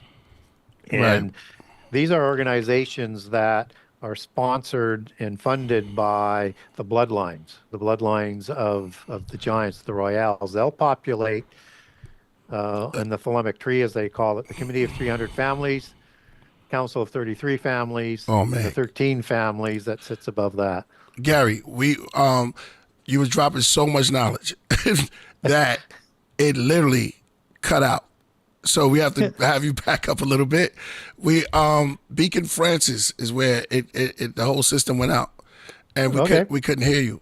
Yeah. So, okay. Thank you. So I was talking about Francis Bacon, and he's the one who creates the English language for the King James Version Bible. So he sets up two writing societies, and they are called the Knights of the Helmet Society and the Spear Shaker Society. The Spear Shaker Society is based on Athena and Apollo of the Greek pantheon, who sponsored the arts, and they had this exotic weapon of the gods that we were talking about earlier, and they would shake it to cause destructive things. And so Francis Bacon is either thought to have sponsored William Shakespeare, and Shakespeare was part of that society, or that was his writing being published through William Shakespeare. And so you have Shakespeare's writing that has all of their history in it, everything from fairies to all of these kings, and just everything he writes about is about their history. And Francis Bacon was not only a Rosicrucian, but the second most powerful individual with both Queen Elizabeth and then King James when he comes and succeeds the throne. So these writing societies go back into prehistory, back to like Ovides and the Roman writings, same style of writing, back to the Greek classics. And so this knowledge is kept by the secret societies, organizations that you might know visibly as the Royal Society that the Smithsonian answers to. James Smithson, who donated the money and Smithsonian is named after, he was a Rosicrucian and a member of the Royal Society. And they have this knowledge that they've kept all the way down. The two biggest vaults of knowledge are what the secret societies have and what the Vatican has. And they both keep them for their own purposes, or whenever they want to let any of it out, I suppose. And so these writing societies we see reflected that comes down into a lot of our entertainment. So they get these fabulous ideas about occult things that you just say, like, where did they make that up from? Right. It's not made up. It's not imaginary. It comes out of a basis of their history and their belief system. Wow. Return of the Jedi. Yeah, and everybody thinks that Walt Disney was Jedi. They have this bloodline, right? Yoda. and heavy. And it has this Gnostic polytheist religion of Jedi Knights, and all the names are basically names that are associated with occult history and religions. So, Walt Disney, everybody thinks he's a Freemason. He'd be more Rosicrucian, and he looks after that fairy ideology. And that's part of the allegories that are used in the cult. And so it's a little Mouse. bit complex as they bring it down, but fairies are not only a group of beings in their belief system called elementals and others, but it is also an allegory for the female bloodline, just as dragon is an allegory for the male bloodline. So, and again, you have all of these dragons that are in these fairy tales, and fairy tales are, you know, understood as fair-skinned giants, as in the fair Wow. folk, Talk to right? him. Talk to Yeah, him. the I Tuatha just, De Danann giants were the fairy people or the fair folk. These are the Scythians. These are the Indo-Europeans I was talking about. So now if you see in some of the literature, things start to make sense. So for example, in the Grail tales, and of course they have a whole different meaning for the occult religions and people of those societies than what we understand the Grail as. But you have King Arthur, who's a Tuatha De Danann Fairfolk descendant, as a royal king, son of Uther Pendragon, right? And so Uther he's a Pendragon as well, and he's married Pendragons. to a fairy queen, Guinevere, whose name, when you take that back to Old Welsh and Old Irish, basically means a banshee spirit. And that's the fairy queen. And a fairy godmother is the same sort of imagery. And she's representing the matriarchal bloodline there. You have the fairy queen and the dragon king. Two Eyes says Tinkerbell. Yeah, Tinkerbell is a good-looking elemental. So in the elementals, you have three groups of little ones, and then you have a fourth one that are reptilians, which are larger than a human, and it's called salamander. The three groups of smaller ones, you have a group of good-looking ones like Tinkerbell would be in that list, and what the Pan. Pan, Right. as in Azazel, as in the Pan god, a satyr, goat god. And anyways, but you have You know what I'm thinking, Gary? what?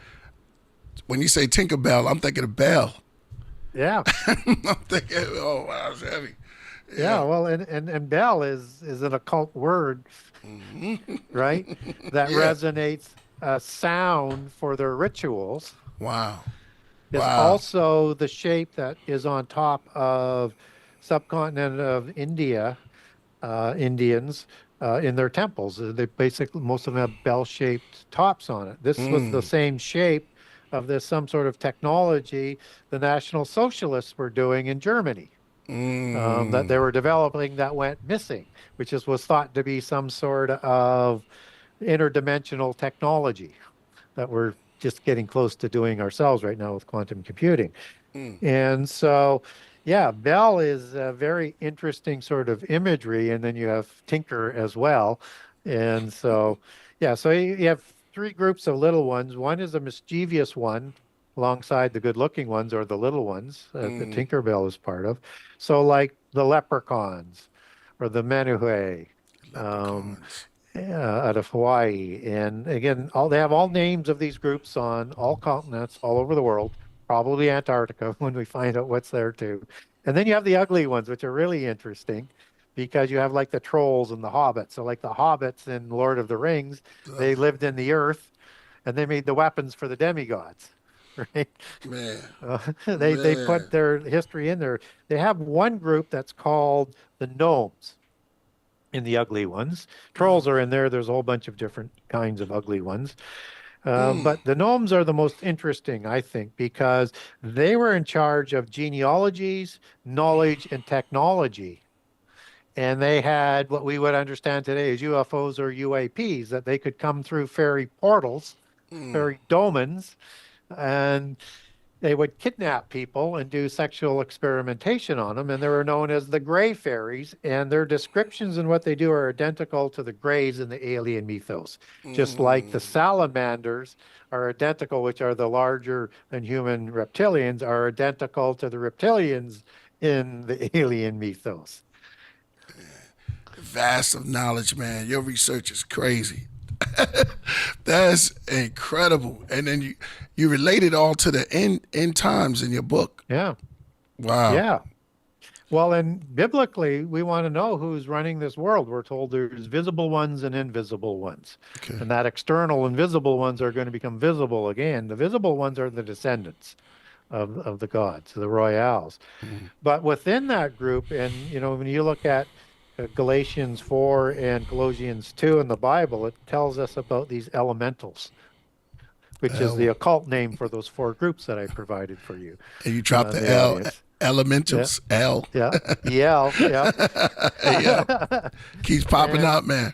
it always does Yeah. in everything they say and do. And Mm. these are ones that are working with the fallen angels to enslave humankind in the book of Galatians. Right. And that word elemental is the Greek word stoichian. And that surfaces up in Colossians 2 as rudiments with the same fallen angels and the same enslaving. So this world that we live in is run by the fallen angels through their council of gods that Satan sits above and their spurious offspring. The elementals are offspring of the fallen angels. And with some sort of either DNA manipulation or some other technology involved to create some of the variations. Right. And this word, if you was to define the word falling, Yeah. what would we be looking at? Yeah, so that's a really good question. So we get this term fallen angels, fallen ones, right? Right. And the giants are also termed fallen ones. Mm. But traditionally, the understanding is we don't get that term in the Bible, but we do. Mm. And we get it there in sort of two ways. One is, let's go back to Isaiah 14 with Satan. And it says where he fell from heaven. We know it's Satan as Lucifer there. Some people have all of these imaginative things. No, it's a Nephilim. There's more than one Satan. But Jesus in Luke 10:18 said, I saw Satan fall from heaven like lightning. He identifies him. So I'll go with Jesus' definition of who Lucifer is. That's Satan. And anyways, when he fell, that's the Hebrew word Nephal. Naphal, as we would spell that. And means fallen one is in the singular, but as in terrible ones, as in Erit or Retim, as we were talking about earlier, or Nephilim, giant ones, Nephilim with the I am plural, the plural would be Nephilim for fallen ones. Okay, from the word fallen and fallen one, as with Satan is there. Now, the Hebrew word Nephal and Nephilim, that does mean to fall, is the source word for the Hebrew word Nephil and Nephilim for giants. So it carries some of the meaning forward, but it's distinct because it's a derivative word, Nephilim from Nephal or Nephilim. So the Nephilim are the offspring of the Nephilim, the fallen ones. That's crazy. I was reading the chat, man. I know y'all have some questions. If you have some questions, I've been looking at a lot of things that y'all been saying. If you could bring them back, and we have some super chats too. We want to get to real quick. We got maybe one or two. No one was from my man Dave Flores. Shout out to Dave Flores in the building. And on the craft, I say excellent. He's an excellent animator. So I call it animation. And my film thing that I was gonna do, I'll talk to you about it later, but we do is animation, like Anu. That's the name of his company. Yeah, exactly. Yes, the god of Sumeria, the parent god. Yeah, exactly. And An is the source word meaning heaven in Sumerian. So wow. Damn. And so when you get Anunnaki giants. Wow. Heaven giants fall. There you go again, right? Yeah. Add it up. You can't get away from it, man. You can't. And like we said before, it comes back into themes of movies, superhero comic books. Look, comic books. Definitely, you have the Marvel world. Yeah. Marvel world. In the third Enoch, or second Enoch, as I recall, the giants are called the marvelous ones. Come on. Marvel comics. I told you, man. Is it Gary Wayne or Bruce Wayne? Yeah, you going there. Man, you going there. Yo, I told you this is gonna be great, man. And in third Enoch, they talk about Metatron, who is Enoch, who is transitioned or evolved into a god because of his knowledge. And Metatron is the one who is talking to the spirit that talks to a lot of the AI and high tech scientists to give them the technology. But it's the word Metatron that's question. shorter to Meta that's used for the metaverses and or for Facebook Meta as its parent company. Again, interdimensionally, as you're starting to, you sort of put that kind of together. And then DC Comics was District of Columbia, where they got that from. And Columbia is the mother goddess. It's like the Statue of Liberty. Make sure y'all pick up Gary Wayne's book, man. And what's the name of it? The Just tell us. Genesis 6 Conspiracy, there's a part 1 and there's a part 2. Man, and then you have a 3 coming too, right? Yep, there's a third coming too. So in the background, if people can see, the silver one's book 2, the brown one is book 1. Oh man, the color, the different colors, silver, brown.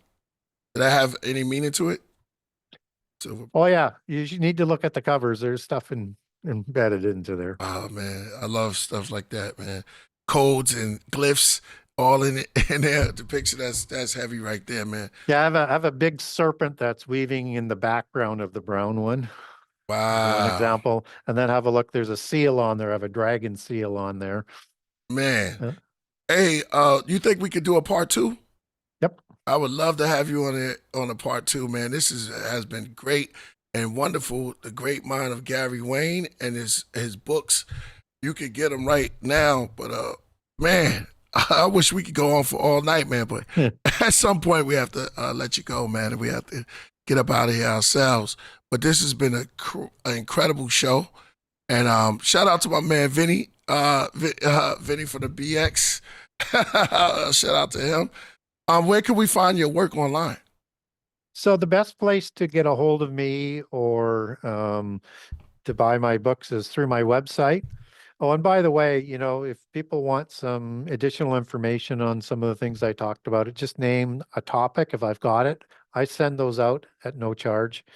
So just name the topic. So if you want to know about the Eden account, I have documents on that. You want to know about the renewal of the earth, I've got that. I got a 3-part series on the Dogman. Just name the topic.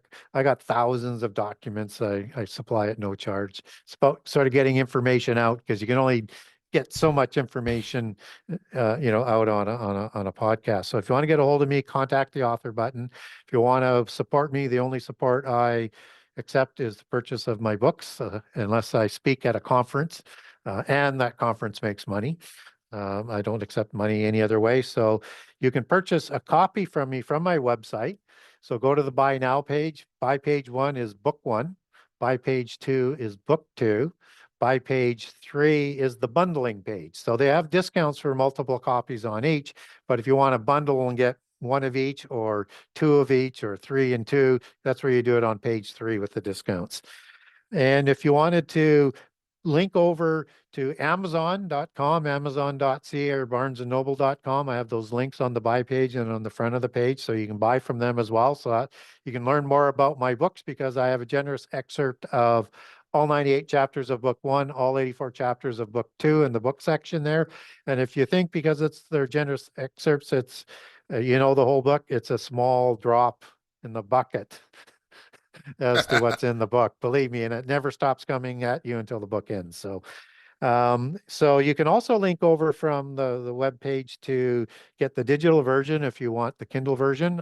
So right over to Amazon, it links you directly over there. And if you want the Audible version, I've got links on there as well over to Amazon as well.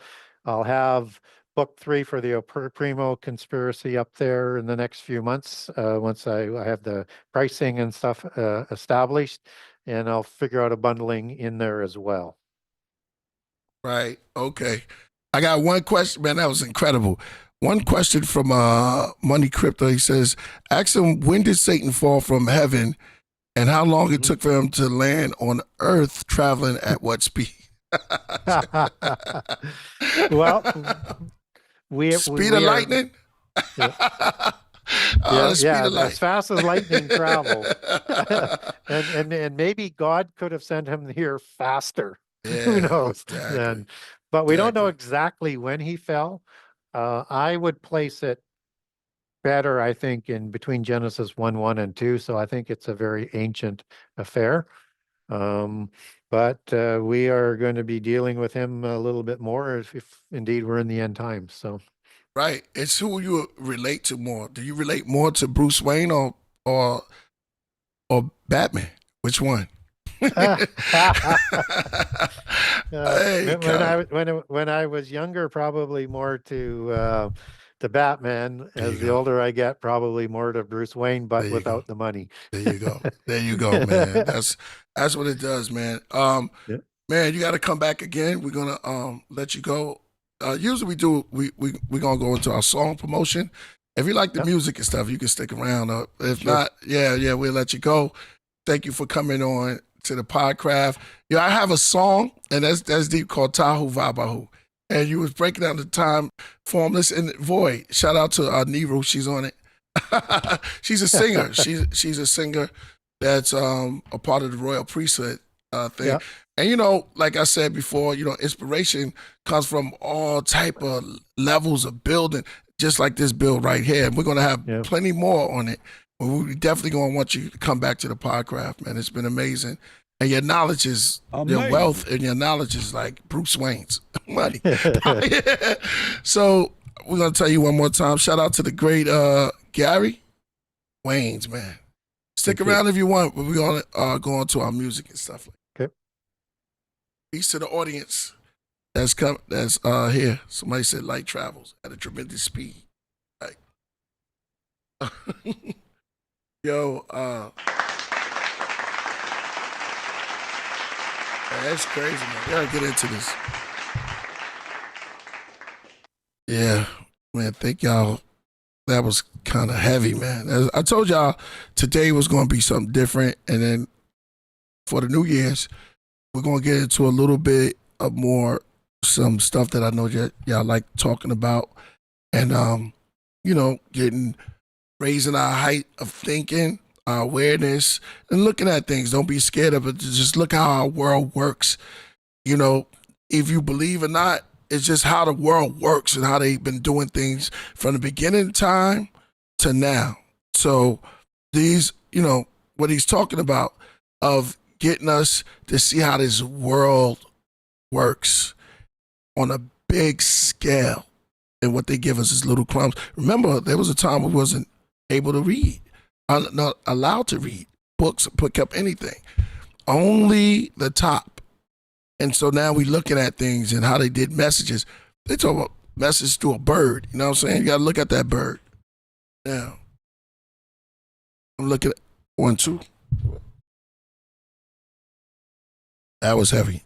Yo, yeah. I should have asked about the Ascended Masters, because a lot of things was dropping. It was on high degrees. I got to sit with the council afterwards and sit down with the council and build and have this bill. Shout out to Knowledge Born. I think Knowledge Born put out a book also, man. Shout out to Knowledge Born. This is what I'm talking about: showing and improving. And Knowledge Born put out a book. Incredible. Just give him props right now. And he's been doing great on the Wednesday shows. He's been doing great on the Podcraft, and he's been doing great on Do the Knowledge Radio. And each one teach one. We all here to build. And shout out to the guy Hakeem. His name comes up a lot because he broke down a lot of the L and Soda AD and Solo Gems. Shout out to him, because without cats as a council watching these things and coming in with all this knowledge. We got some over there, some over there. It's like Twister. Some over there, some over there, some over there. And it's just like a wealth of knowledge that's going around. And we thank you for the Podcraft, man. Knowledge keep on going. You know what I'm saying? Yeah. And shout out to Dave. I know Dave Flores has some, we have some super chats in there, AD. Yeah. Give me a second. Yep. Yeah. So yeah, it reminds me of when we were doing a show and it cut off in the middle, Sometimes when you dropping so much jewels, shout out to DJ Just J in the building. When you dropping so much jewels and stuff, yep, Multitude of Wilds Council. When you dropping so much jewels, the frequencies erupt. Things can't even articulate. You know, the vibration, the energy. It's all science if you think about it. And sometimes it just shuts down because it's just too much. So this week I did a show. Did a show in San Francisco. Shout out to my man O'Shane. We did a tea ceremony. It was dope. People came out. It was a beautiful setting. We did herbal tea, passed it all around. We was in the setting was very ambient. Had these Persian rugs and these different type of rugs around, and the whole vibe was incredible. I'm going to start inviting Podcraft or Royal Fam, any to come with me and join me on some of these things. They're getting doper and doper. But this whole scene was dope. But as soon as I went on stage to perform, I did 2 songs, and the alarm went off. Stopped the whole show. It was a fire alarm went off, and it was just incense. But I'm just saying the frequency was so high. Sometimes it has to shut down and readjust itself. You know, James Brown said he had to back up and kiss himself, and when he was doing the show, you know, sometimes it get like that. You know what I'm saying? And you got to look back at your band, and then hit it and come back in, and you'll be on point. You know what I'm saying? So sometimes it make you feel good. You know. Shout out to Gary Wayne once again. We'll be having more, and shout out to my man Vinny. We're gonna be having more guests coming through. And now you're gonna go. You gonna pull up the super chats, or we're gonna go straight to the music? It was just David Flores wants us to play ANAC at the end of this. Oh, okay. All right, so we got you. We got that on it. Thanks. I also got the film company coming, and I don't want to say the names because every time I say the name, but y'all only for the craft, y'all would know. But the animation is fire. We got 2 joints. We got some stuff coming. You can show them the flyer too. The flyer from Nassau case. Just a little inkling, a little bit. So what's to come? You're gonna hear and see things here and there. As the Royal Council, we sit around and we build a little bit more. Was a hybrid? Yeah, no doubt. I mean the album cover? Not the album cover, flyer. AD never fails. Shout out to AD. We do got an album cover though. We got a couple, so I ain't gonna front. It's a couple of album covers we got. NASA flyer. That's our case. Huh. Some of you can see it. Well, we won't make it a big deal. Shout out to Tammy Hall says, go back down a little bit. It's her daughter's birthday. She says, right, that's it, right there. Tammy Hall says, today is my daughter's birthday. Died 34 years. Oh man, our hearts go out to you. Be strong. Oh man, you know, anybody who's transitioned to the ancestor realm, just know that energy never dies. That person lives within your mind, and I can't ever build about how the person feel about their family member because I know how it feels, but I share the same with you, Tammy Hall. Shout out to you, and happy birthday. Also,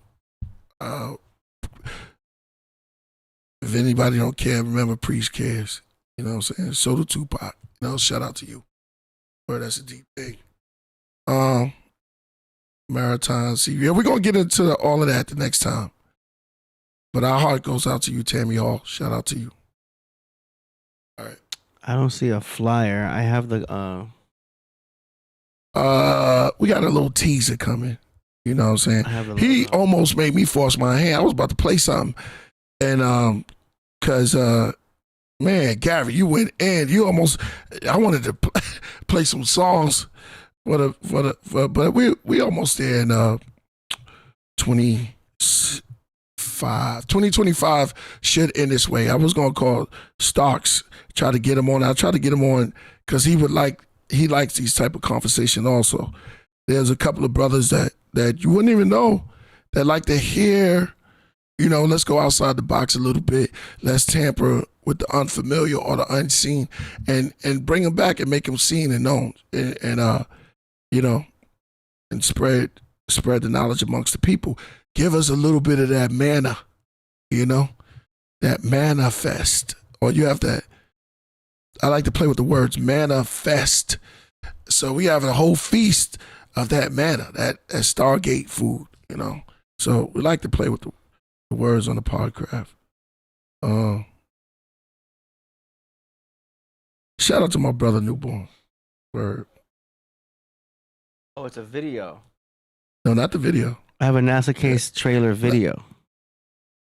No, not the trailer video yet. Oh. Yeah. I don't have it's all good. I don't have a flyer. It's all good. Let's go. All right, so let's get to the music. Let's get up out of here. Yeah, song promotion. Yeah. Word.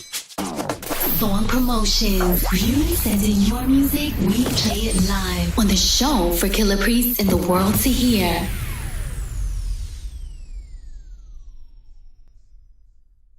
All right, let's go. We got a submission here from an artist named DoomzDay, the Headless Horseman from Allentown, Pennsylvania. Yeah. Song is called Night of NOSFERATU. It's an MP3. Let's go. NOSFERATU. Lines are raw like the and Scarface. Desperado banderas with the guitar case. Sent to this odd place, descended from far space. The EMCs given by God's grace. Stargaze, astral project through these stargates. Wrong time, wrong place. This is how hearts taste. Drain the life of planets, rivers, and all fakes. Invade your continent, country, and all states. Bronze plates filled with spiders and small snakes. Love the sound that bones make when all breaks. And on the Richter, spit like small quakes. God's great, put the rays all to your face. When I pull them cans, you dudes is tuna fish. You pussies are uterus. Watch what I do to this. Turn your town to Pompeii, I'm Mount Vesuvius. Doing like Julius, I don't care who he is. This the night of NOSFERATU. No blessings when them hammers hot DJ shoot. Just Jay, we got music. Right, wrong, right. One bite, I could bring the dead to life. This the night of NOSFERATU. No blessings when them hammers hot you. Dark, light, wrong, right. One bite, I could bring the dead to life.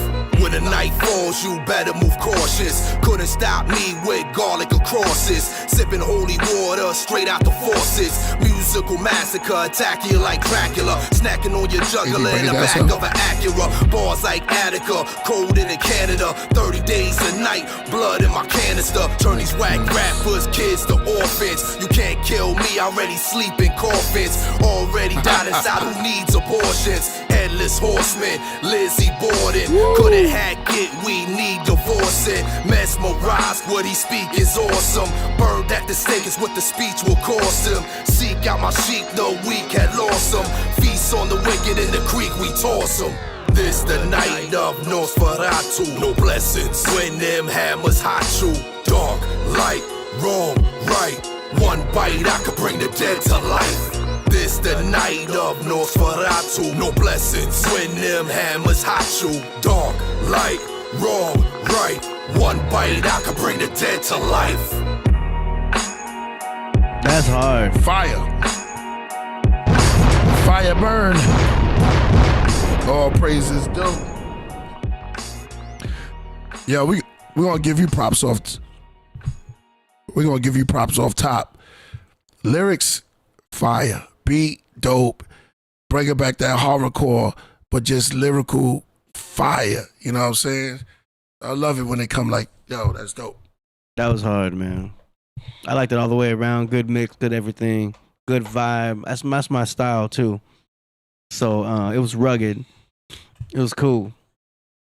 Very, very cool. I'm a fan. I think they this is our first time submitting right here too. Oh yeah, make sure y'all keep on bringing it, man. DoomzDay, the Headless Horseman. Oh, we got to get dark.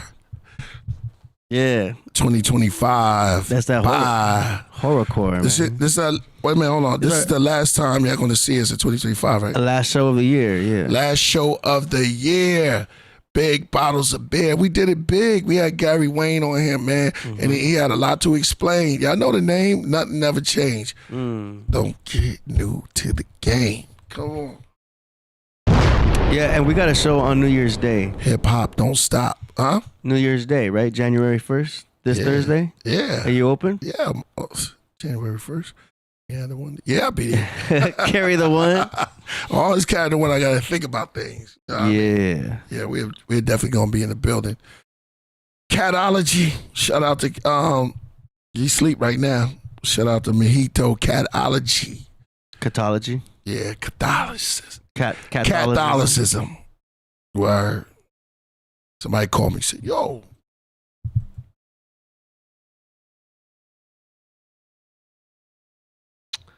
So yeah, Peace to the family.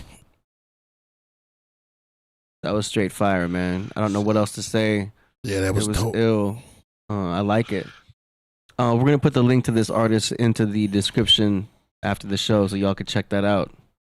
Yeah. I'm gonna hit refresh, and that is it for today's somebody Super called me. It Chats. was like, I mean, you know, my cousin don't mess with you. Like, be gangster. Or, you know, I don't do nothing but show love. That's all.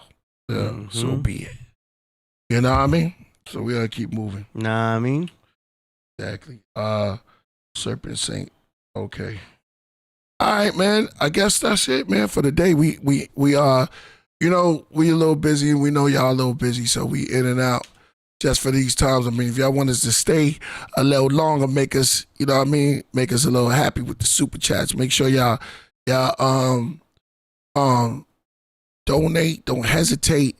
Make sure y'all hit like, tell other people, because we almost there. I wanted to hit 100K before we do. But we're going to be 20K. 2026, we're going to be 100K. So where we at now? Countdown. Make sure y'all tell your friends, oh, she born in Jamaica, Queens. Shout out to you, Jamaica, Queens. Born in Jamaica, Queens. Well, I got a ton of MCs from out there. Where we at, AD? I'm trying to check here. I think that's it. Yep.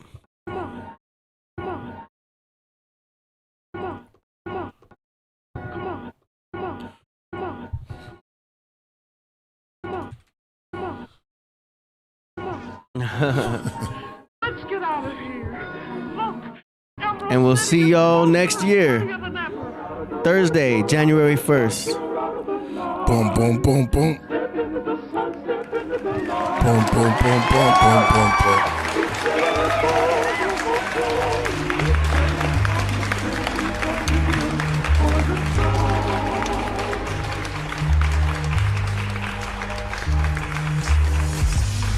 They sent the spies from the 12 tribes, they felt vibe from men whose stature was high. No lie, Joshua and Caleb reported that they saw walls with alligators and satyrs. The screech owl, men renowned, each bow. I see down above this weed cloud. I'm flying. The lands packed, the sons of Anak, know where they camp at. A black man sat wearing a ram's hat, demanded tax. In his sand with traps, in his hand an axe. Metal headband with cracks, his face was scratched. Shisha, Ahiman and Telma. El was their allies, brothers that fell from high. The evil that dwell inside, the people that swell in size. 12 spies, they came to a brook where they saw a great bush. They saw grapes and took, how amazing they look. The place was called Escol. Look at the death toll, so grab the grapes and let's go. The Jebusites placed heads on spikes. If they see Israelites, then they're dead on sight. So they fled in the night, reporting back to Aaron and Moses about the people before Adam and their culture was the oldest. They said they heard of their grandfather Arbor, wore giant armor, defying honor, triumph and conquer. Rapha, Genesis 6, printed on bricks, Enuma Elish, the tombs of their prince, left ruins huge in the cliffs. Japheth, Ham, and Shem, Anakim, sons of God, daughters of men, they slaughter for skin. Read about them, Job chapter 1, verse 6. More verses, Job chapter 38, verse 7. There's many more sons that lurk the heavens. Look, the book of Daniel chapter 3, verse 25. Wings with plenty eyes to demigods. Kings built their cities high. Ben high, Elohim, some say spawned from the devil genes. That's one way, but what of the Holocene? But as the days of Noah were, so shall the Son of Man supernova occur. Re-going to her, Asterith, Ishtar, and fish gods. Molech, slow death, cut the throat necks. The lamb's blood, the bull's horn, then wears the goat flesh. Goliath, the giants, the tyrants. Osiris, see the carving of Gilgamesh, that whole lion. 700,000 male-clad horsemen and chariots of fire. 700,000 torch bearers and cross wearers. They saw seraphs, Lord shepherds, protected by cherubs. 800,000 angels with daggers of fire. 1 million slingers and shield bearers in front of messiahs. 400,000 bearers of lamps. 500,000 through the fiery axe. At the Nephilim camp, the sons of Anak. The impact took man back. The book of Numbers, ancient Cush and others. The south of Hebron, winged people before Edom. The king of Edom sits with his queen and she's blonde. Be gone, sons of Anak, near Iraq. Cross the map, they're back. But of course we're at another story.